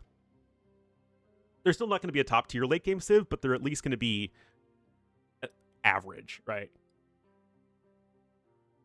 Which is understandable. I don't think Armenians were, like, really a big issue, but it's fine. Definitely better than giving the Composite Bowman extra attack. That was not the best. Had no siege? Yeah, that's true, for sure. All right, Burgundians, so it's a buff and a nerf. So you're getting your technology food discount a little bit greater, so it's going to be easier to weave in those eco upgrades. So that's definitely an interesting change, because Burgundians are already seen all the time at high level. But Relic bonus has been nerfed 30 food per minute to 20 food a minute, so that is a 33% nerf. So basically, what they used to do is that relics would generate food at the same rate that they generated gold. So basically, for every 1 food, or every 1 gold, you generated 1 food. Now it is for every 3 gold you generate 2 food. So definitely notable nerf. There's still going to be a top tier arena civ for sure, but I do like the idea of nerfing them on closed maps. They honestly might even still need a little bit more. But this is definitely a good change for sure. Incas, yeah, this is crazy. To be fair, Incas were really, really bad this past patch. No Bohemian nerf. Yeah, the food discount in military units is increased from 5, 10, 15, 20 to 15, 20, 25, 30. So a 10% food increase per age. That is huge. Incas need to be able to go out on the map and take that map control. And then, yeah, Kemiux had their food cost adjusted, so they're unchanged. That's no big deal. It's going to make the chompy rushing a lot better for the Incas. But again, Incas have 4 units they can make in the feudal age, which is less than every other civ, except the other South American civs. So they need to have good units in the early game. So chompies, skirmishers, and spearmen all getting a much bigger discount in the early to mid game.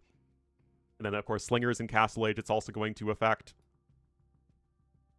Yeah, Incas are getting a huge buff. I think that they're going to be really, really good aggressively. But again, like, that's where the civ is supposed to be good. They are an aggressive counter-unit civilization. Think in chat? Yeah, sure. So I'm worried that this is still going to be too good.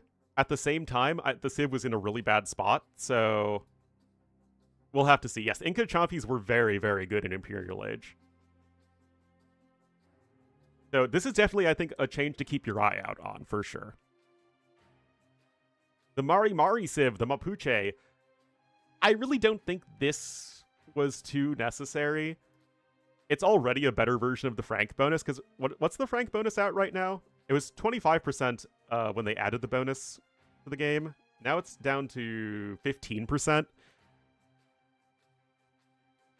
So it's like, it's literally just a better version of the Frank bonus, which I don't love. Although Franks do get 2 eco bonuses, because they also get the free farm upgrades. So maybe that's fair, but there aren't that many more eco bonuses that could be added to the game, so it's understandable. Yes, the new patch is live right now. All right, the Musica. They misspelled Musica, guys. What noobs. Settlement discount increased from 25% to 33%. What value was that now? It was like, what, 98 wood or something like that before? Musica. Oh, darn, it doesn't show, unfortunately. Well, it's whatever 33% of minus 125 would. I can't do the math there. So that's going to help out the early game a lot. And again, I think the idea here is to enable the South American civs to play a more standard style of AoE2 and make them less reliant on gimmicky fast castles, which is good. They should be able to do those things and also play standard. Again, because they have so few units at their disposal, they need to have options in play style, because you don't have that many options in terms of units you can go for. 9 wood less. Good stuff. Good stuff. And then the Temple Guards have gotten buffed. I mean, I thought Temple Guards were already very good, but they also need to be good because the Muisca do not have Halb, and their pikemen are awful. So it's like, Aztecs also don't have Halb, but they have pikemen that train fast and get an extra 4 attack. Muisca don't get the last attack upgrade on their pikemen. It's really, really bad. And they also don't get arson. So Temple Guards are now 10 food cheaper, so 70 food and 45 gold. And the attack bonus versus cavalry is increased by 2. And remember that because you smack with your stick or whatever faster and faster, the increasing the bonus damage matters a lot because that damage is being delivered at a very fast rate. So it's like, it's not like fire ships where it's like 1 more damage is huge because you deliver that extra damage so fast. But this is still the fastest attacking unit that is not a fire ship. Only relevant in 1v1. I mean, 45 gold is a lot for an infantry unit, but you get very, very good stats for what it's worth. I'm going to be quite curious, though, because, again, Temple Guards were already very good in early Castle Age, and now they're even better. Especially in, like, a low eco setting, where reducing the food cost is a big deal. The Geishas were definitely not a good enough unit, so they are increasing the HP in Castle Age from 50 to 55, and from 50 to 60. I still feel like the issue with the unit is that it doesn't trade very well. Its special effect with the healing aura after it dies. Yeah, I still think it needs either one more range or one more pierce armor. Or maybe a faster attack speed. I feel like it needs one of those things. Not both of them, then the unit becomes broken. But I think that either one more range or one more pierce armor would be a good idea. But the unit's also, like, really situationally good when it comes to, like, the fast castle all-ins. So, again, we'll have to see. Geishas were surprisingly good against some units. Well, remember, it's also a matter of how good are they versus another thing you can make. And Muisca already have decent archers and slingers. So, like, you have good ranged options. So, yeah, the Geishas definitely are a tricky unit to balance because they have the potential to be one of the best Phosphoru-esque units. They're capable of chasing down archers. That's good, but because they have shorter range and they don't quite have the pierce armor, they're much less tanky even with that extra HP.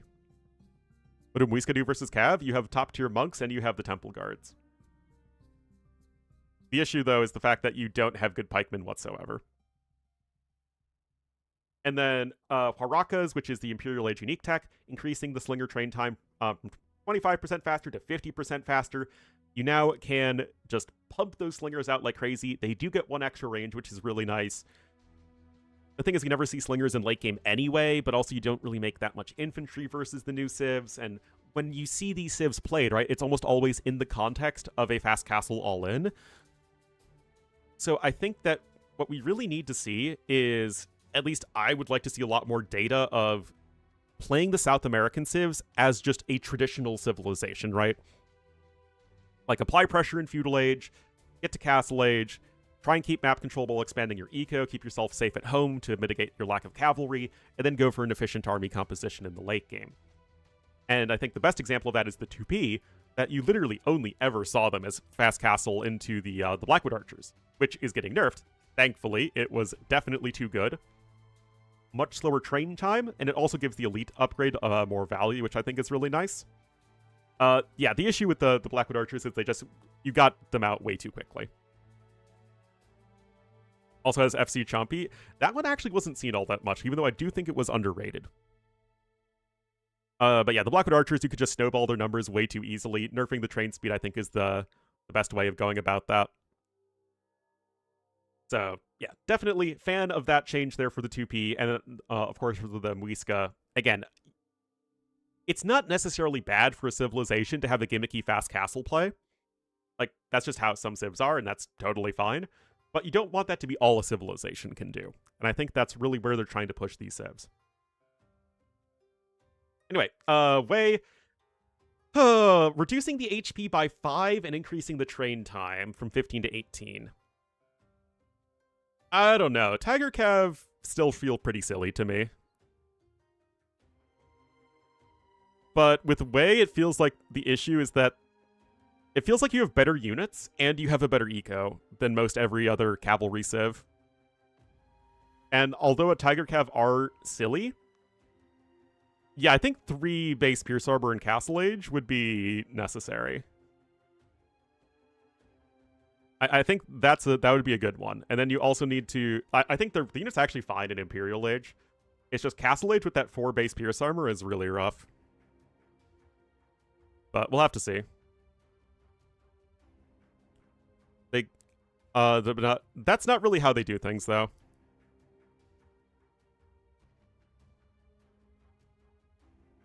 Extra vills from those? Yeah, I think those are also fair.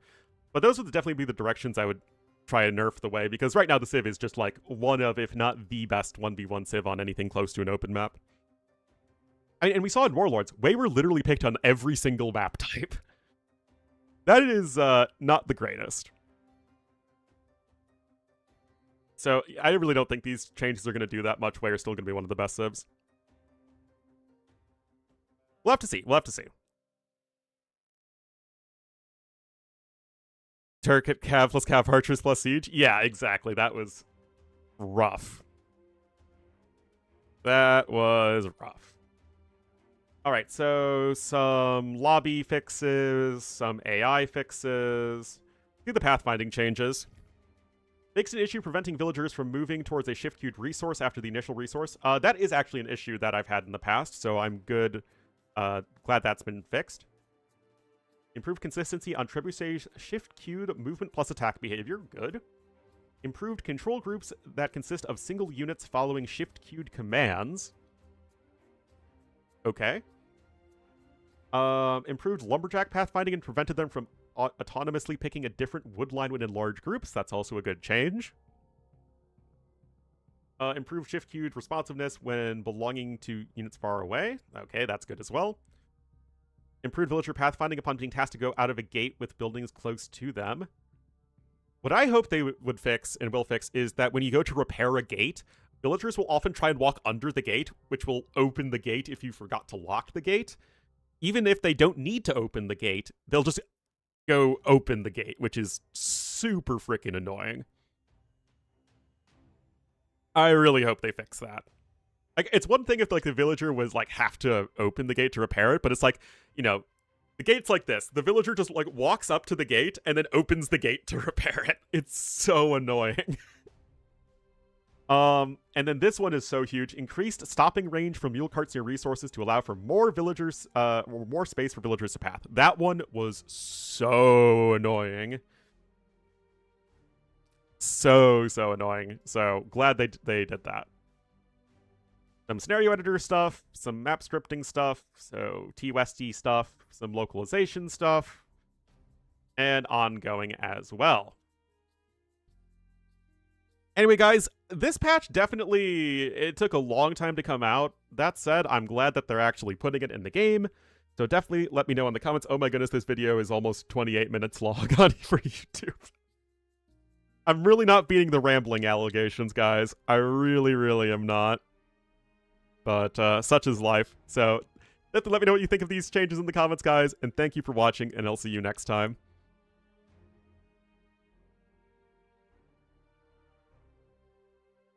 Oh my goodness, guys. I really am not beating the allegations.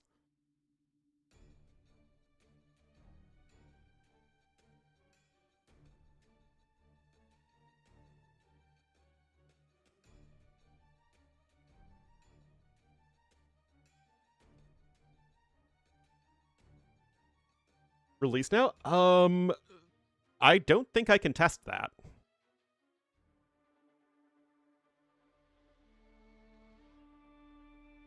A slider in the main menu? I mean, this is just my, Oh, did they? Oh, they didn't even fix my campaign bug.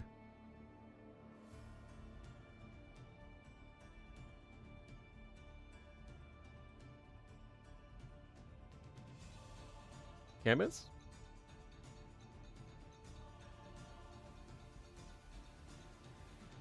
Yeah, I'm stuck at 85% with everything done.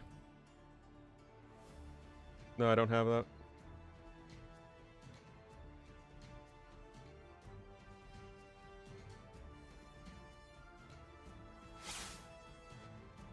Oh, whoops, we don't need that one.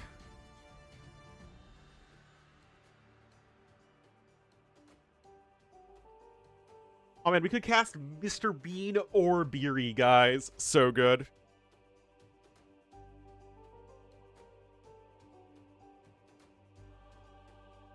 Kind of questionable. I mean, I don't think it's good content, but here we are.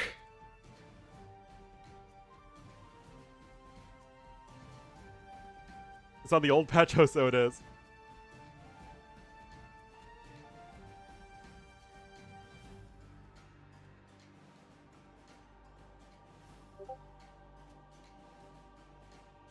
They added a slideshow? Oh.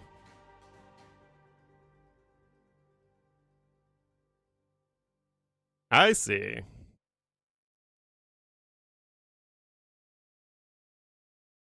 Oh. Sorry. My apologies. Yeah, okay.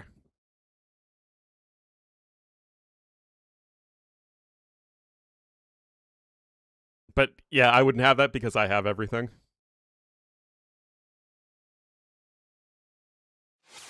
Again, I keep on going to the wrong scene because we're not casting a tournament, even though that's like all I've been doing for a long time now.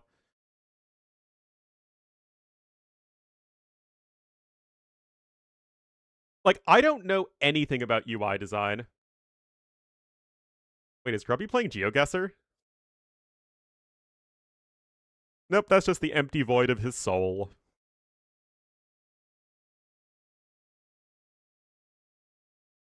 Oh, he's looking at the updates too.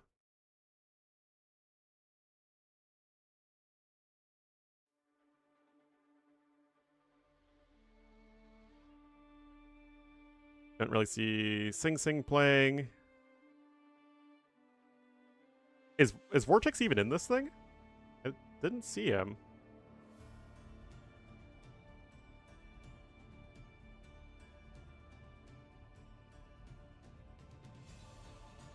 Oh, okay. Yeah, well, you don't need that. Briefly review the patch notes, then this is the wrong stream to get coaching. Mr. Llama was a great choice. He has no life, D2 harder than anybody, gonna work hard.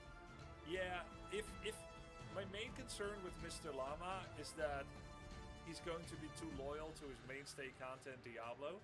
If he takes this seriously and he grinds AoE2 and just parks Diablo in the fridge for a bit with his ex-StarCraft experience and his grind potential that he shows for Diablo, I think it's going to be great. He has a child. Oh, fuck! Why did no one say he's a parent? No parents! Ah, shit. Rip. Rip, rip, rip. Way too good. I mean, Vortex was a very, very good StarCraft player back in the day. Like, Vortex peaked, I think, a lot higher than... he definitely peaked a lot higher than Grubby or Euthermal did. And now he's also an AoE4 player, yeah.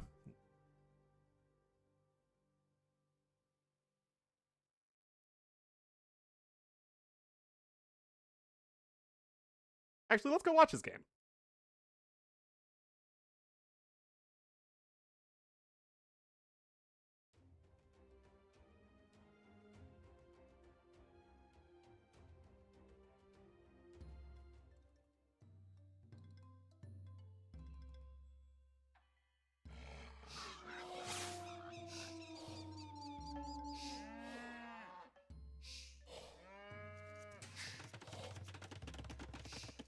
Where's my music? Where's my musica? Don't know what's going on with that. Anyway, Khmer here for Vortex to the east and to the west in the green, as the Slavs will be, I think this is Japanese? Those last two characters look like Japanese characters. Yeah, the Muisca got buffed, but the Musica got nerfed, which is really unfortunate.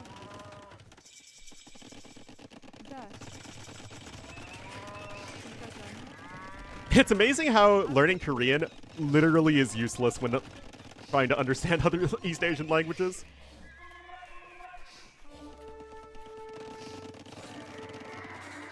Anyway, you know, it's a scout opening. They're just scouting around, living their scout lifestyle.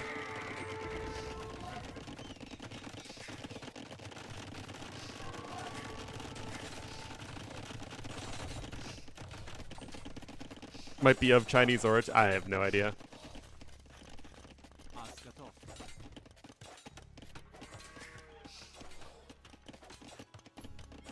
Why doesn't the Latin script have more differences in different countries? It's mostly in terms of accents, right? Accents are used differently by different countries that use the Latin script. Anyway, Vortex clicks up.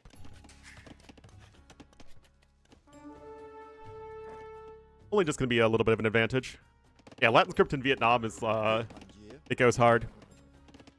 Because I think Vietnamese is the only tonal language that uses the Latin script.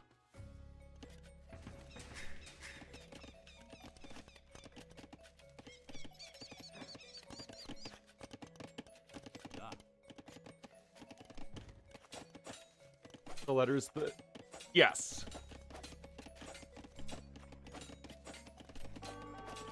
In the past? Maybe? I don't know. I mean, you definitely have the same characters making different sounds. I mean, just look at J, where it's either ja, or ja, or ha, or ya.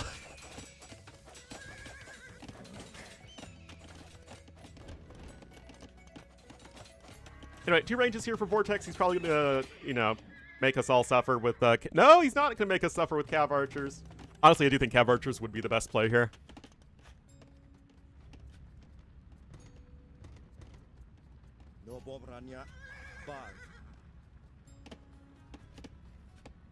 Letters it got rid of? What letters did English get rid of?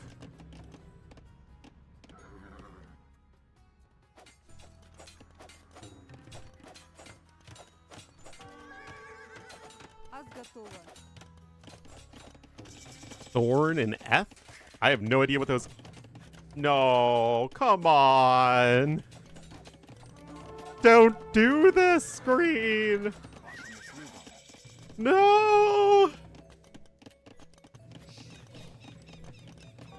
This... Oh, I thought that was a, like, Nordic thing. No.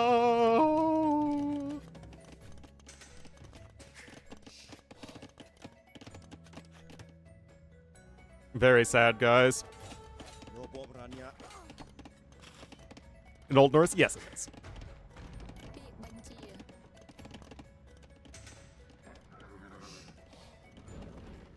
Well, not so much rooted in Old Norse, but rooted in the old Germanic languages that Old Norse was also rooted in.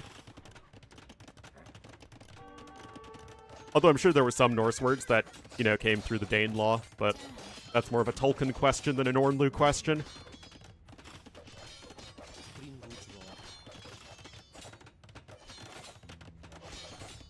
Anyway, green is definitely going hard. And I think Vortex is probably pretty dead. Yep. Rip. That's what happens when you don't go Cav Archers, guys.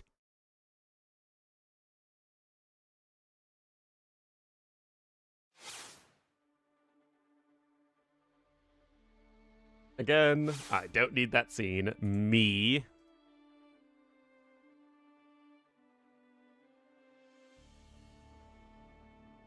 As separate letters?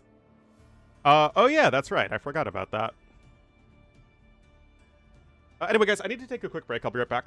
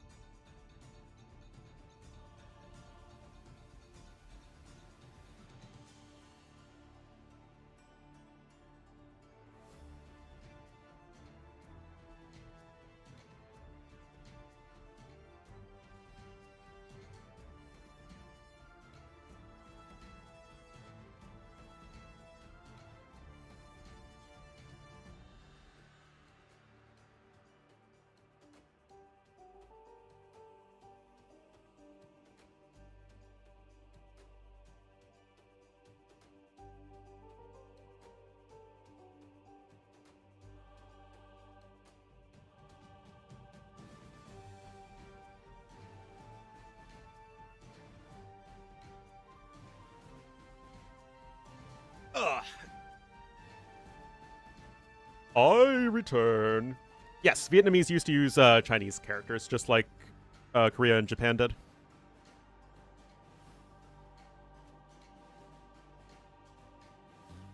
It is what we call in the academic world literary Sinitic.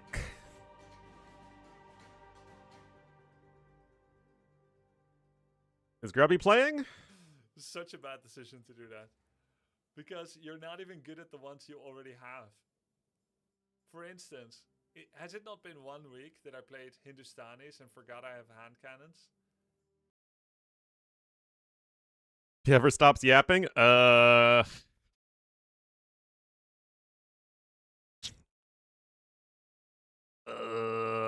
I can't really comment on that one.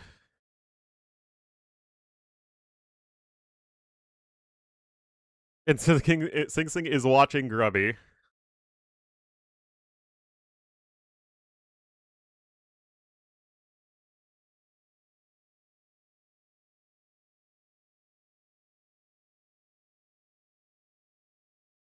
Dead air moments?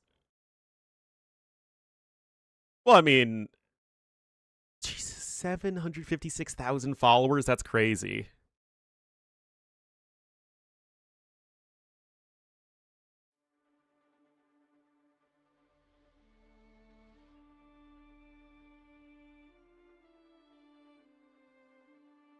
Can keep going. It's a lot easier. I mean, I think I'm pretty good at always talking. At least unless I'm playing. But when it comes to, like, doing that, it's a lot easier if you have, like, chat constantly giving you stuff.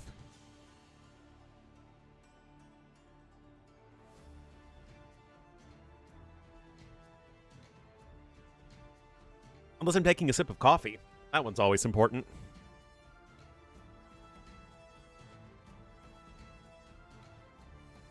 Alright, I guess we'll cast a Grubby game.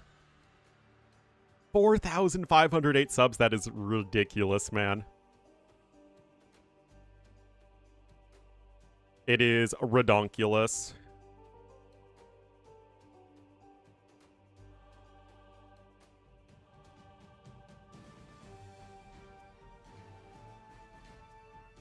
So Grubby's like 1,700 right now or something?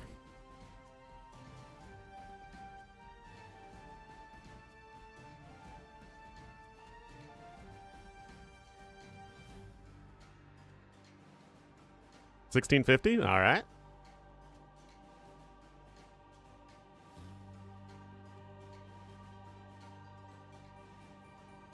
Viewership. Is there anyone else in Warcraft that's popular?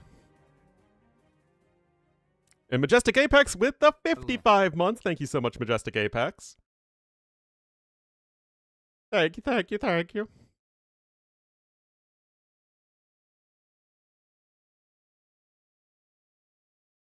Warcraft. Oh, okay. I don't know any other Warcraft 3 people.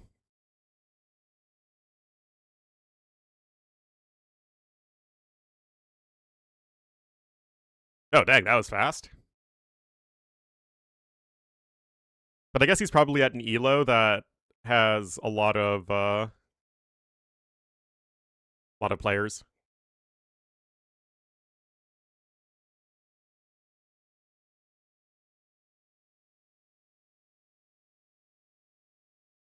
All right, we'll give it a go. I've never watched a Grubby game before, at least in Age of Empires.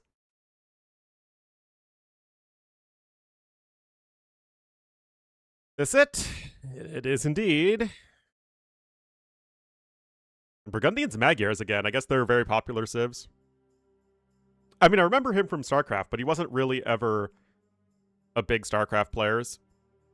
Or like a super good StarCraft player. I mean, he was compete in tournament good, but not win tournament good, if that makes sense.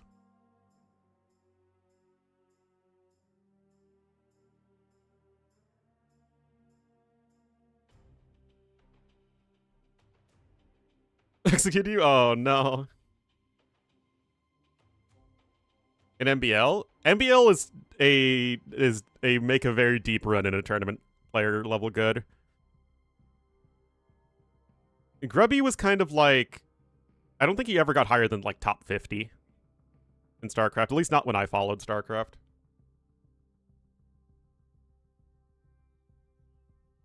StarCraft 2 tournament winner? I mean, there's a very long dead time that I didn't watch StarCraft at all, aka from 2015 to, you know, now. But back when I watched StarCraft, Uthermal was never a deep tournament challenger. But like I said, that literally he could have won something in the past 10, 11 years, and I wouldn't know.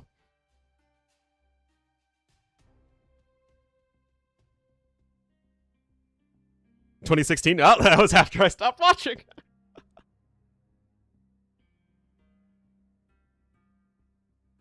Yeah, so I don't think Grubby was any better than, like, T90 level good for sure.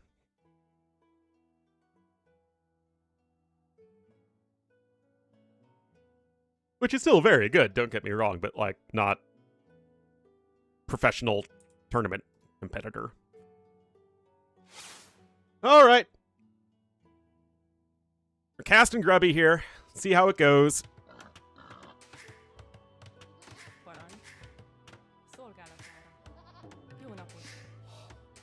I feel like this sort of thing would be a lot more fun if I knew any of these people personally.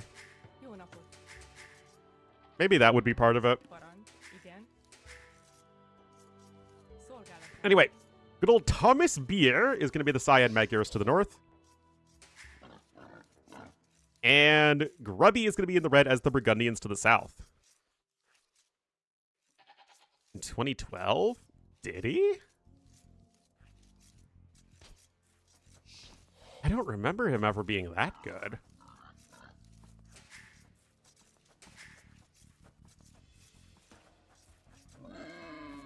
In the finals. I remember Sting vaguely. Yeah, I mean, it was a long time ago, man. But yeah, I mean, I've never really watched Grubby stream or anything. I just remember people talking him up as one of the best Warcraft players. Oh, Grubby. 7 seconds idle time, my man. Mother Netherlands, indeed.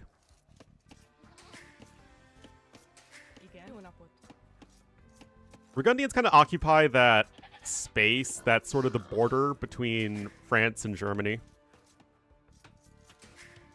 So yes, Burgundians would be Grubby's IRL civ.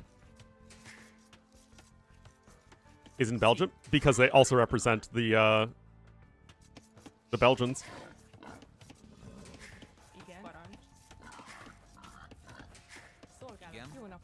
Or what would eventually become Belgium. Belgium wasn't really a concept back then. Yeah, the Low Countries in general, as well as the Duchy of Burgundy, which kind of is like eastern France between, again, the core of the Frankish civilization and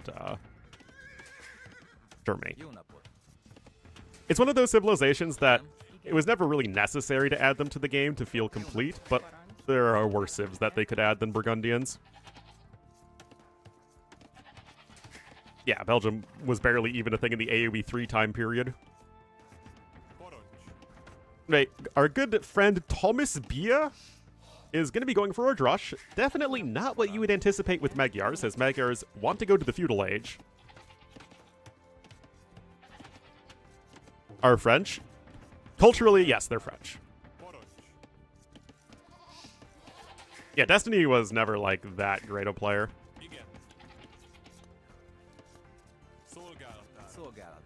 But I never really understood the appeal of Destiny back when he streamed. I don't know if he still streams or whatever. I just remember he was one of the more popular StarCraft streamers when I was playing and watching. Flanders? Yes. Hence, Flemish Revolution. He does politics? Oh. Yeah, I don't know. The third was... Oh! Yeah, no idea. Anyway, Grubby definitely might need to practice up on a Burgundian build because he doesn't have double bit X yet. You should always get double bid-axe on Arabia as Burgundians at like no later than 15 population, probably. Like, I can't really think of many situations where you wouldn't want to do that. Messaging miners. Ah, yes. Drush is here, though. If you look at Grubby's scouting, not very good. Bloom is in, but he's already lost a villager to the Drush.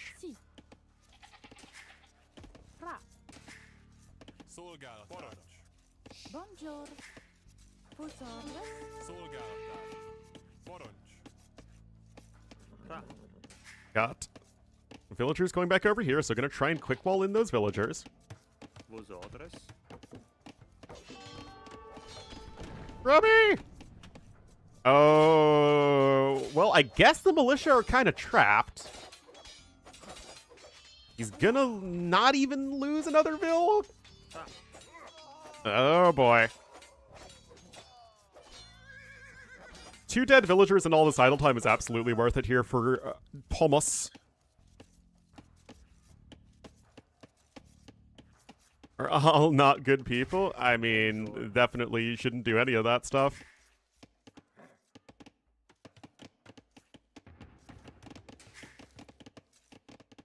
In a Dutch accent? I don't know. I drush with Magyars? No real reason, but it's one of those things where if you drush and you catch your opponent off guard, it doesn't really matter what the civ is. It's going to be useful. Whereas Burgundians, like, again, I can't think of a single situation on Arabia where you wouldn't get early double bid-axe with Burgundians. It's one of the best ways to leverage your economy advantage. And you need to do that versus a civ like Magyars, who are going to have the better military than you on an open map like this.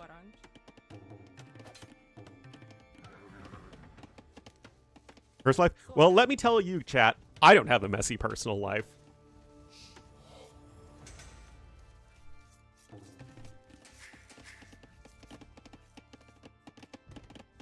$21% cheaper? Well, no, I'm just saying, like, if I was coaching Grubby, these are the sorts of things that I would try and indoctrinate him with. Because you're actually getting to the point as Grubby as a player where you're past 1600, where I can more confidently say, okay, you have your early game basic build order down, so to say.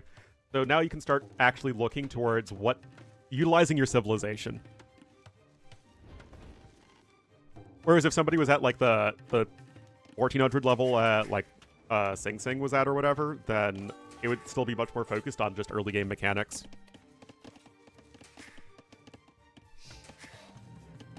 It doesn't make army? Yes, but it's still what do you do behind it? Because right now, Grubby isn't really teching into anything. I mean, yeah, the walls are ridiculous, but... Oh, I also forgot double bid-axe. Did Thomas...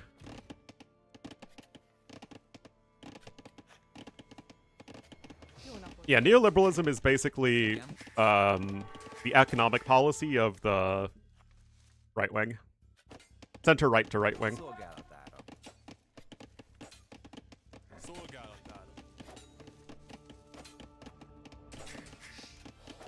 Scout all the relics.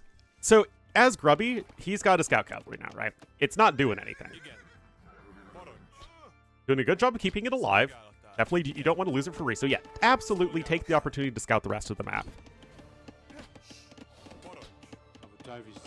Okay, well, I wonder if Grubby, like, there's a different sort of micro in Warcraft where you still fight at close range there, because in AoE2 player, which is micro the archer back, right? You know, shoot and scoot. But obviously Grubby didn't do that. So I wonder if he's developed that habit from Warcraft where, you know, that would be optimal or whatever. A couple more archers coming in, but again, Grubby isn't getting those eco upgrades. Already, the fact that your opponent has full walled like this means your eco should be better, and it is as Grubby. That said, it could be even betterer by going for the more intensive eco upgrades. You've at least forced your opponent to build an archery range, which is a good thing from Grubby. And the eco balance in general is pretty decent from him as well, so he should be getting a faster castle age time.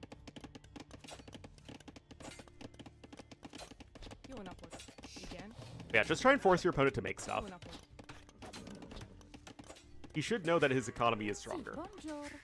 Although, again, it could be better if he was actually getting those Burgundian eco upgrades. Other RTSs? I mean, it was a big thing in StarCraft. I know as my Zerglings and Roaches got kited down all the time.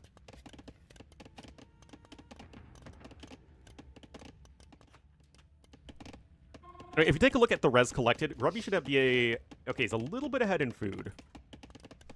Again, he shouldn't really ever be behind in economy. He is building another lumber camp.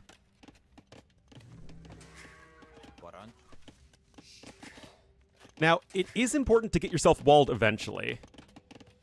If you're not a Zerg player, yeah. Yes, Grubby, like, there's a difference between rushing up a wall like this and then getting yourself walled up eventually. That is actually what I was just talking about, just going to talk about. You still need to get there eventually, though.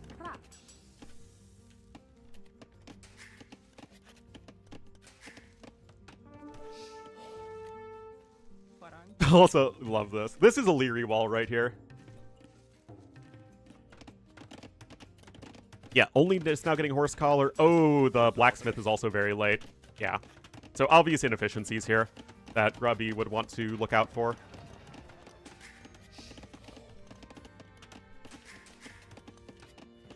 But still, he's getting up to Castle Age, right? So the most important things Grubby's doing. He is now eventually getting himself walled. Yes, we'd like that sooner, but again, it's not like he's going to get punished for it. So I don't really think that's going to be a big problem for him at the moment. However, here's the thing. These walls don't have much value. Okay, I was thinking maybe he'd, like, do an egg base or something like this, but okay. So this is actually a mistake, because once we're getting to Castle Age, then you're getting into the position where these palisade walls don't do anything, right? They're going to last, like, 2 seconds. And so if you're palisade walling all the way over there, it's just not really going to do anything. So you either would need stone walls, which you don't need to invest into, or you just start building, like, houses and stuff like that, but you would have wanted to start that whole process much sooner. And this is just too much space to do that with anyway. Like, it's honestly better to just not wall in that point and just add TCs.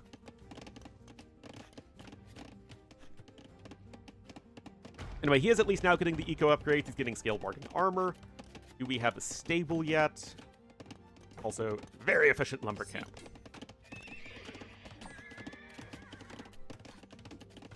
Is force picking a civ? Yeah, I really don't know.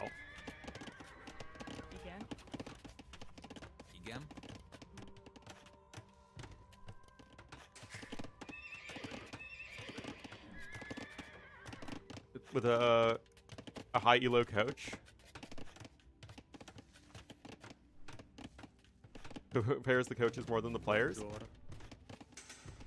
Yeah, I mean, I do think it's a little weird that you sort of have this sort of ad hoc coaching, but I guess it's all opt-in, right? Can be worth it from Castle 4 to prevent raids. That's true, but I would also not really prioritize that either. Not unless we're like you're really consistently getting to those late game scenarios.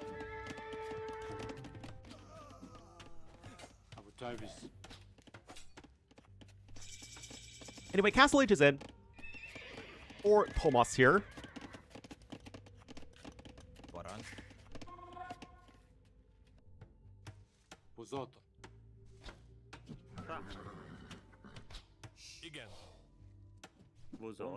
Alright. Knight comes in. Knight gets the kill. So now you're in a situation as Grubby where what is your plan? You've gotten the Castle Age. You've survived all of the early game stuff. Yes, you lost the 2 villagers, but his eco is still doing just fine. He's adding a second TC and a monastery. Maintenance? I barely do that. You know, I'm at 2k.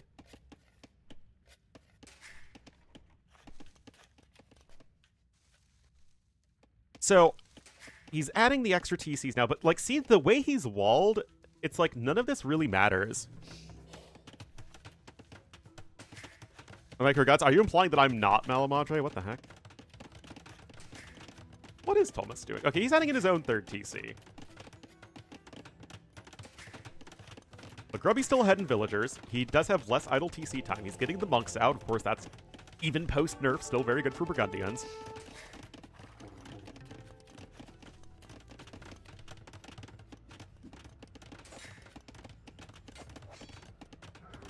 Anyway, nothing too terribly interesting happening right now. So what you want to be doing as Grubby is trying to figure out what your opponent's been doing, because he's been playing so hold up at home, and then just leverage the map control, right? Add the TCs like crazy, collect some relics, and just boom up and power those eco upgrades and don't really bother too much with military. Oh, I don't have that issue, thankfully. Shockingly small. Well, remember that Grubby wasn't really leveraging his early eco upgrades bonus very effectively.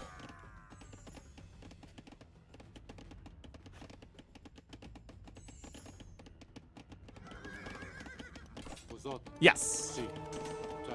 But in theory, what you should be doing is just getting to a good eco and then killing him with a timing push. Now, that does make Burgundians a kind of tricky civ to play, especially relative to Magyars, but obviously it's what Grubby's wanted to play, so... Again, if I was coaching Grubby, I would be saying, like, okay, you're at that level where you really do need to start leveraging those timings.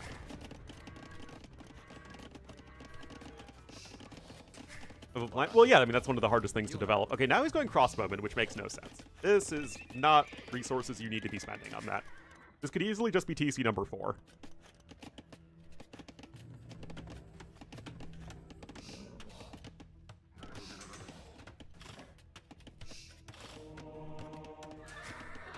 Rip. Yeah, I really don't understand the point of this. I mean, going and picking up the relics is good. The game is very passive.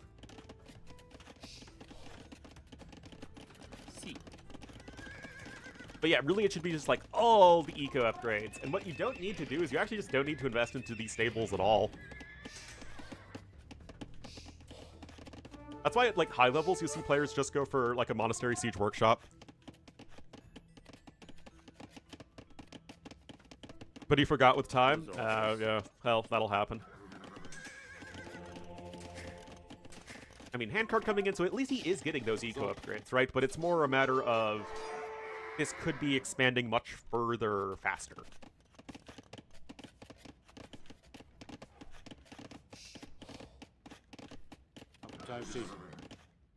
Oh yeah, I have no idea either.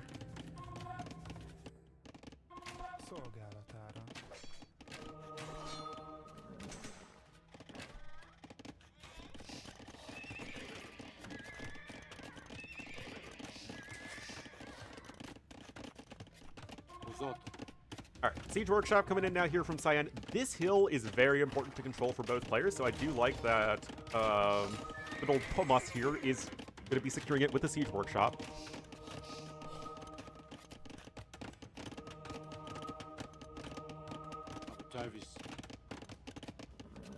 Now the CA are coming out. Yeah, I literally don't know anything about Warcraft.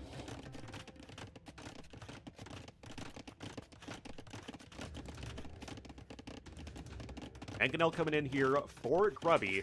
But you can see that the way he's expanded his eco is he's kind of leaving himself vulnerable here at the front. He's got a lot of his villagers over here, and if he drops the castle, it's going to be at the bottom of the hill.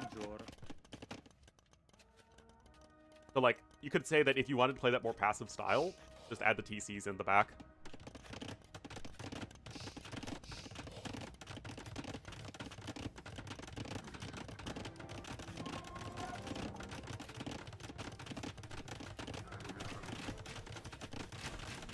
Anyway, scouts, no idea what they're doing.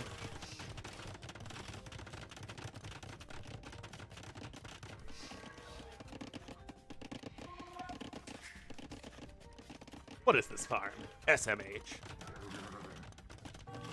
Anyway, Grubby is on the way to Imp, but again, he's not really utilizing his civilization very well.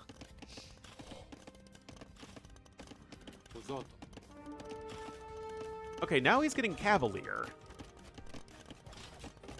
But the way you want to play this matchup is to swamp your opponent with Cavalier Skirm, or Paladin Skirm, before they get to their giant blob of Cav Archers. Because once that happens, you just kind of die as Burgundians. But you have a really good timing window here where you can apply pressure, and they don't really have the resources or the time to get to all of their units. Can Coach Grubby? I mean, I could, I guess.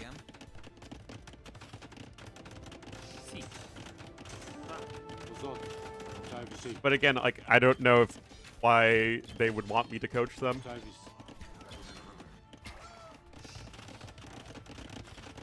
Impressed with his performance so far? I mean, he's doing fine. Like, he's playing like a 1600 player.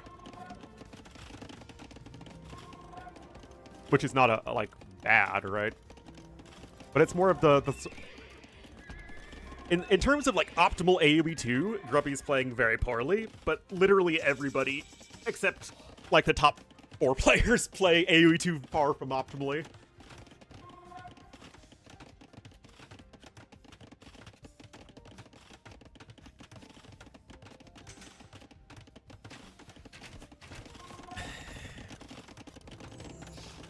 Because this is a passive game?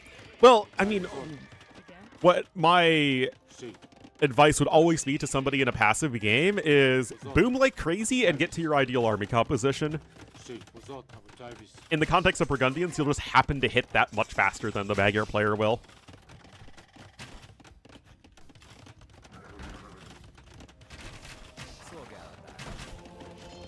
That ram is not going to do you any good. Ram will not be downloaded successfully. Promising. I did cast a Sing Sing game earlier.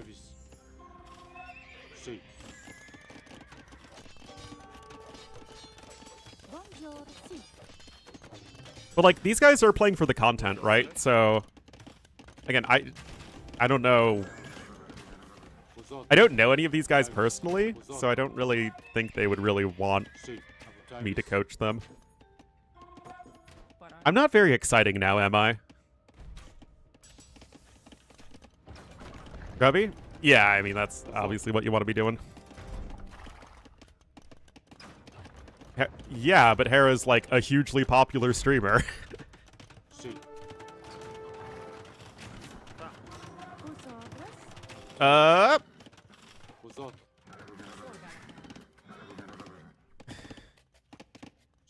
Careful, careful.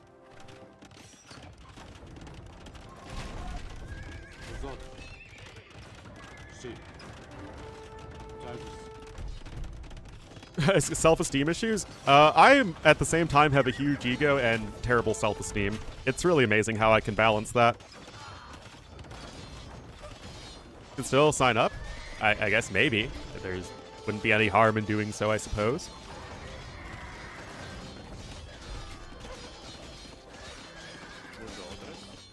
Well, yeah, the villagers are going to come in here to repair. You need to keep the trebs alive. Scrubby, we can check after this game. Oh my goodness, yeah, Scrubby needs to pay attention to those. Oh, jeez. Murder holes! Get somebody to love you guys the way lower elo players love murder holes. You will never be unhappy again.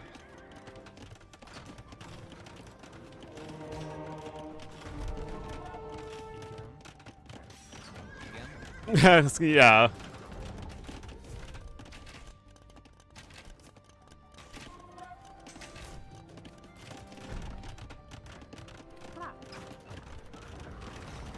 Yeah, those blacksmith upgrades are really critical. I wonder if it's something that the non-AoE2 players don't prioritize as much. Again, I'm coming from StarCraft. Like, and even in StarCraft, the blacksmith equivalent upgrades are extremely important. Like, again, just as important as in AoE2, but I don't know about Warcraft and whatnot.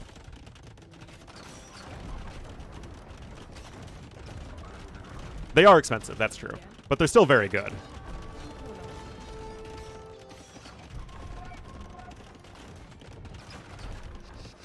%. Yeah, I mean, that's the whole thing. In AoE2 and in StarCraft, They're not percentage-based, they're hard values. Which, in general, means they're a lot more worthwhile.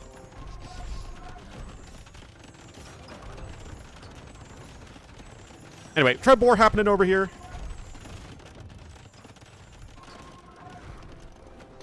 Lots of Trebs happening.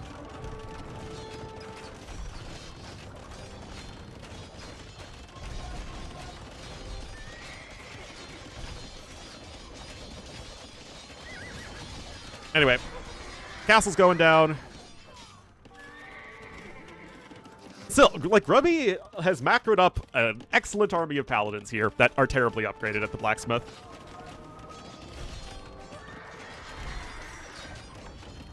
So really, I mean, he's going to run in here and start killing everything. Because Cyan hasn't actually developed an army. And there's the GG. And Grubby will get the win.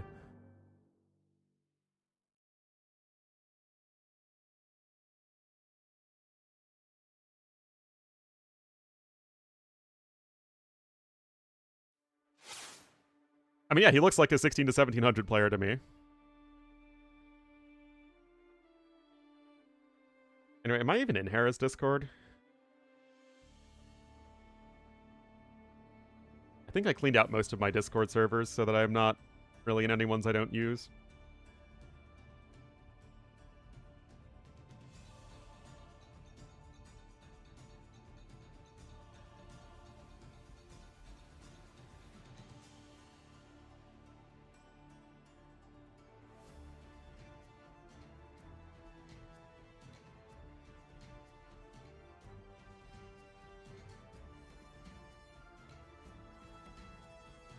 Spoiler alert. Oh yeah, I keep on forgetting that I don't even need that scene.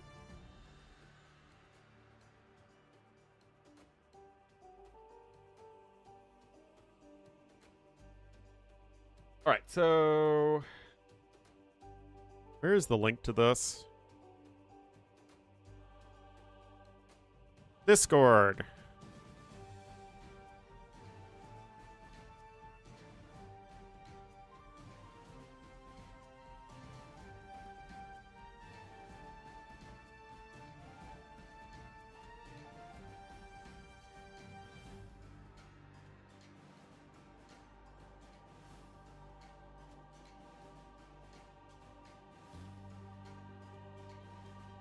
All right.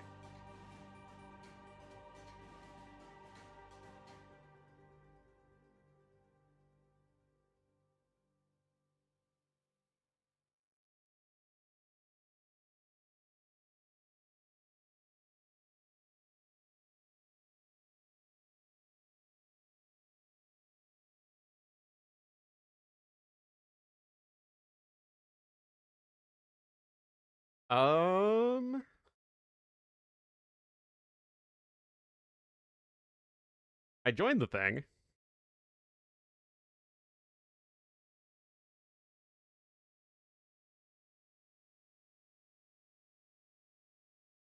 I mean, maybe you need a roll.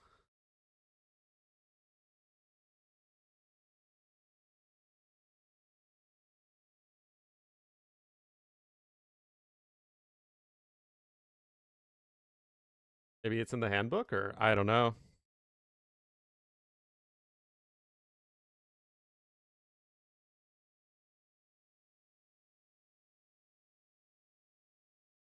Show the server? Sure.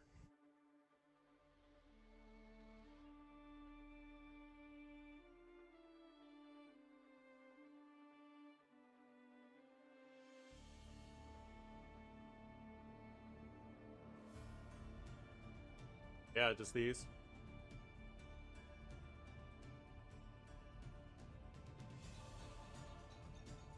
Dave is a coach? Interesting. I mean, Dave would be a perfectly fine coach. Again, I really don't think your actual elo matters all that much. Dave spends a ton of time analyzing AoE2. Announcement trailer, informational video. Maybe it's in the infant. Hello, ladies and gentlemen. After much planning and a lot of events, I could Warcraft, and he's also participated in 2 phases. The first years used ends and that backseating and simply So if you're watching, it'll start June 1st at 17 GMT, and it'll be live on my stream. All right. Coaches? Oh.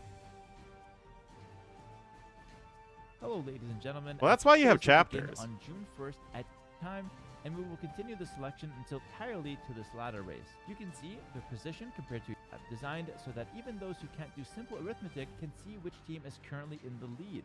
A nice visual graphic surface of what's to come. Competition is what people are truly here for, and the competition will be fierce. Yes, as you can see, we made up. There's no Vikings in though. After the... Lives No from the idea. Escape from Tarkov community. Captain Lance, who is a flex or anything, but he was actually a real players on the list.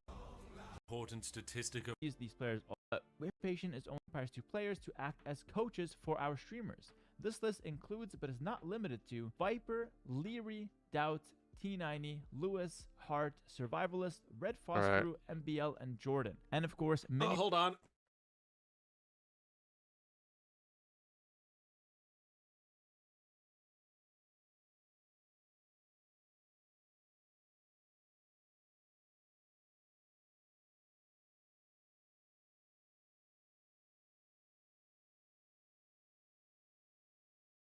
All right. many more that I cannot list all in this video. Huge thank you to these coaches who will be helping the streamers on and off stream, providing crucial information as well as answering any burning questions. It'll also be great for you, the viewers who are maybe new to the game, to tune into these coaching sessions on the variety of their streams to actually learn from what's happening and understand the game better. So this is a coaching setup that is meant to help these streamers, but also help the viewers that might be new and coming from different backgrounds. No worries, AoE2 can be daunting at first, but I'm sure with the staff that we have, the cream of the crop, the finest around town, I'm sure you're going to learn AoE2 in no time. You have to pay? I am not paying to coach somebody. What?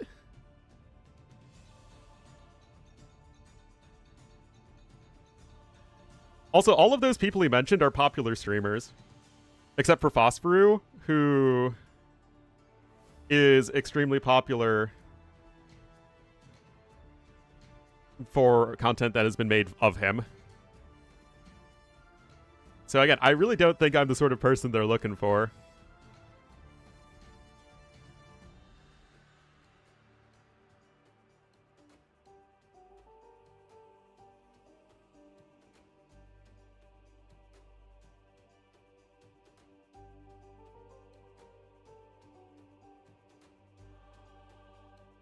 But why would they make it so hard?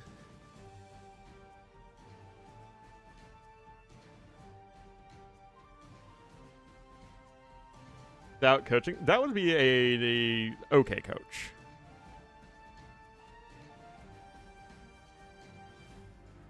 Would be great. I think it would be a good coach. For sure. Thank you, Eddie Banks, though.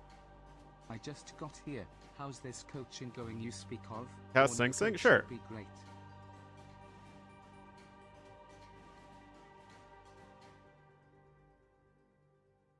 I don't see him in game.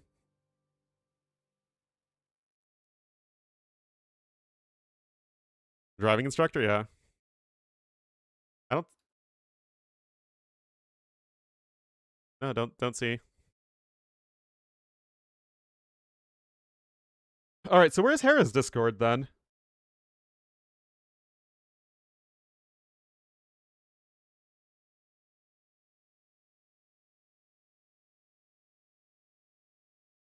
That's my Discord.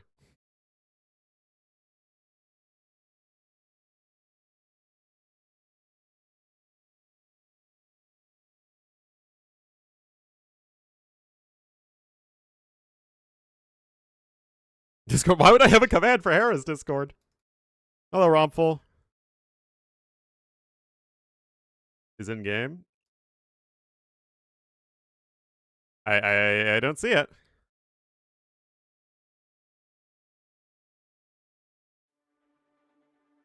Woldman.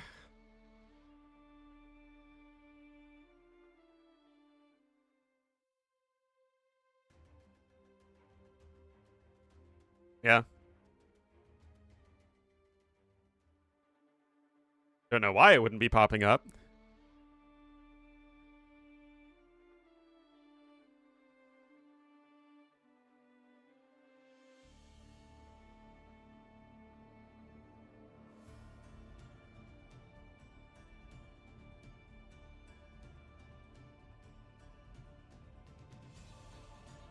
Hmm.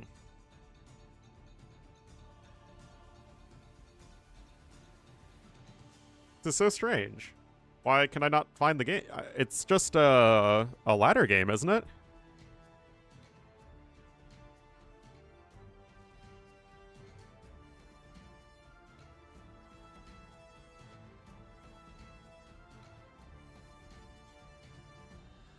To do this better? Oh no.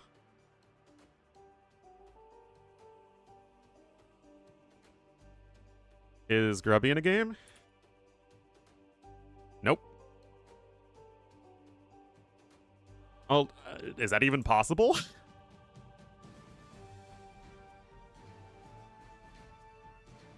I have no idea. I mean, yeah, I see that he's in a ladder game, but, like, I don't know why I can't access it.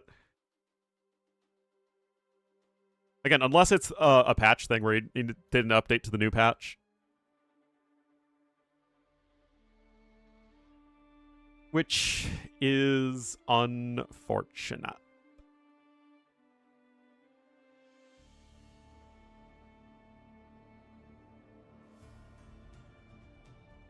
Anyway, let's see if I can find Hera. His Discord, that is.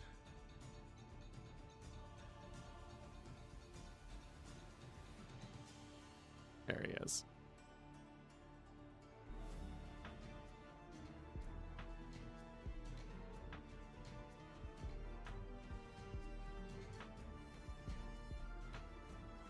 I really don't need a Hera tag.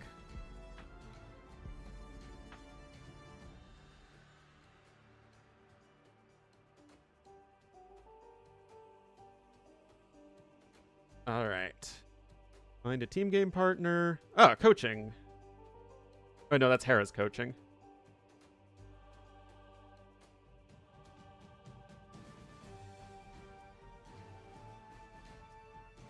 Hmm. Yeah, I don't know.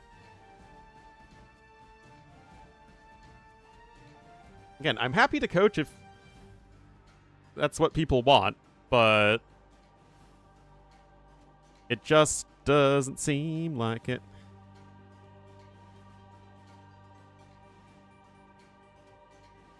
Ping, I really don't need that.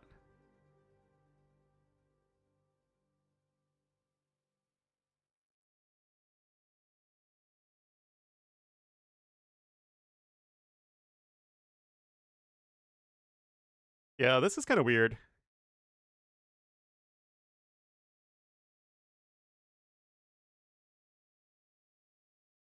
Because Grubby's also in game. This Discord? I'm in that Discord already. I joined that one. Grub, if I can.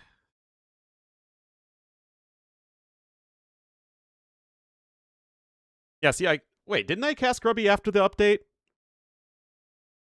Didn't I just do that?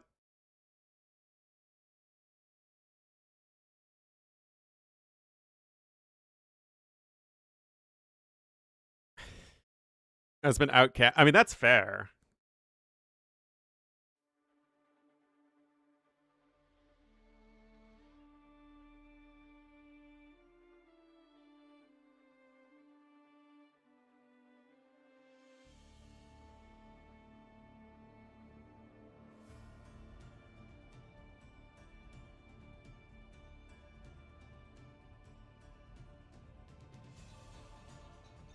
I've been outcast. I've been outcast, guys.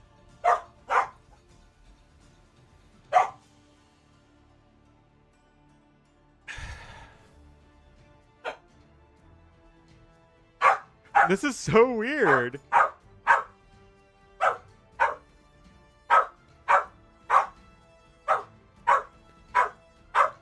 Yeah, I got nothing. Streamer tab?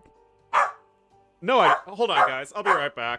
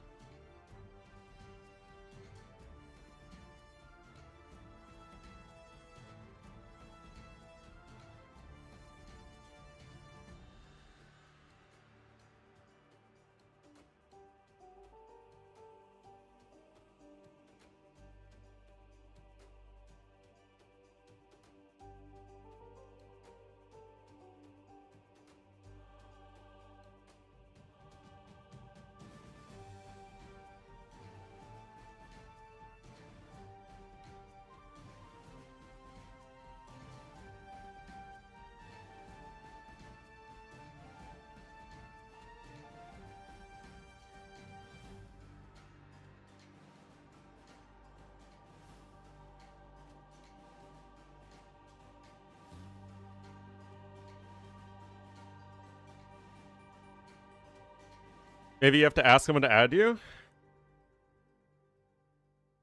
Do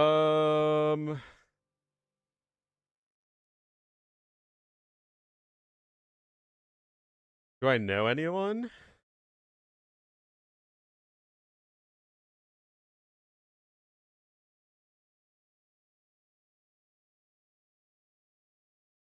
There's my in. Ah, yeah.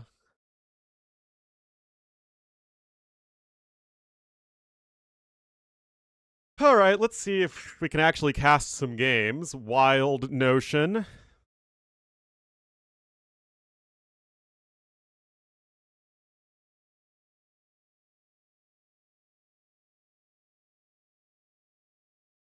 You can be one? Yeah, that's true.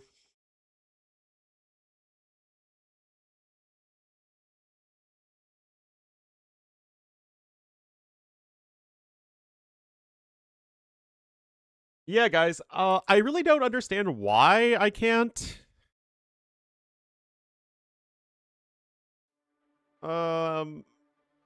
view any of these games.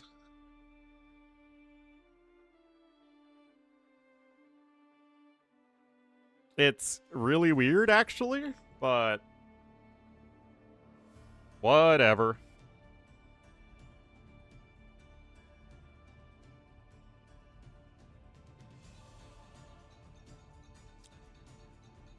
So I guess since I can't cast anything, I'm gonna head off for the day. But it was good to be back in streaming, for sure. And I'll message Ashley, I guess, about the coaching. I'll see if it's something that people might want. But thanks for watching, everybody. I'll be back tomorrow. I'll hopefully be back to a much more regular streaming and YouTubing schedule now. But see you guys.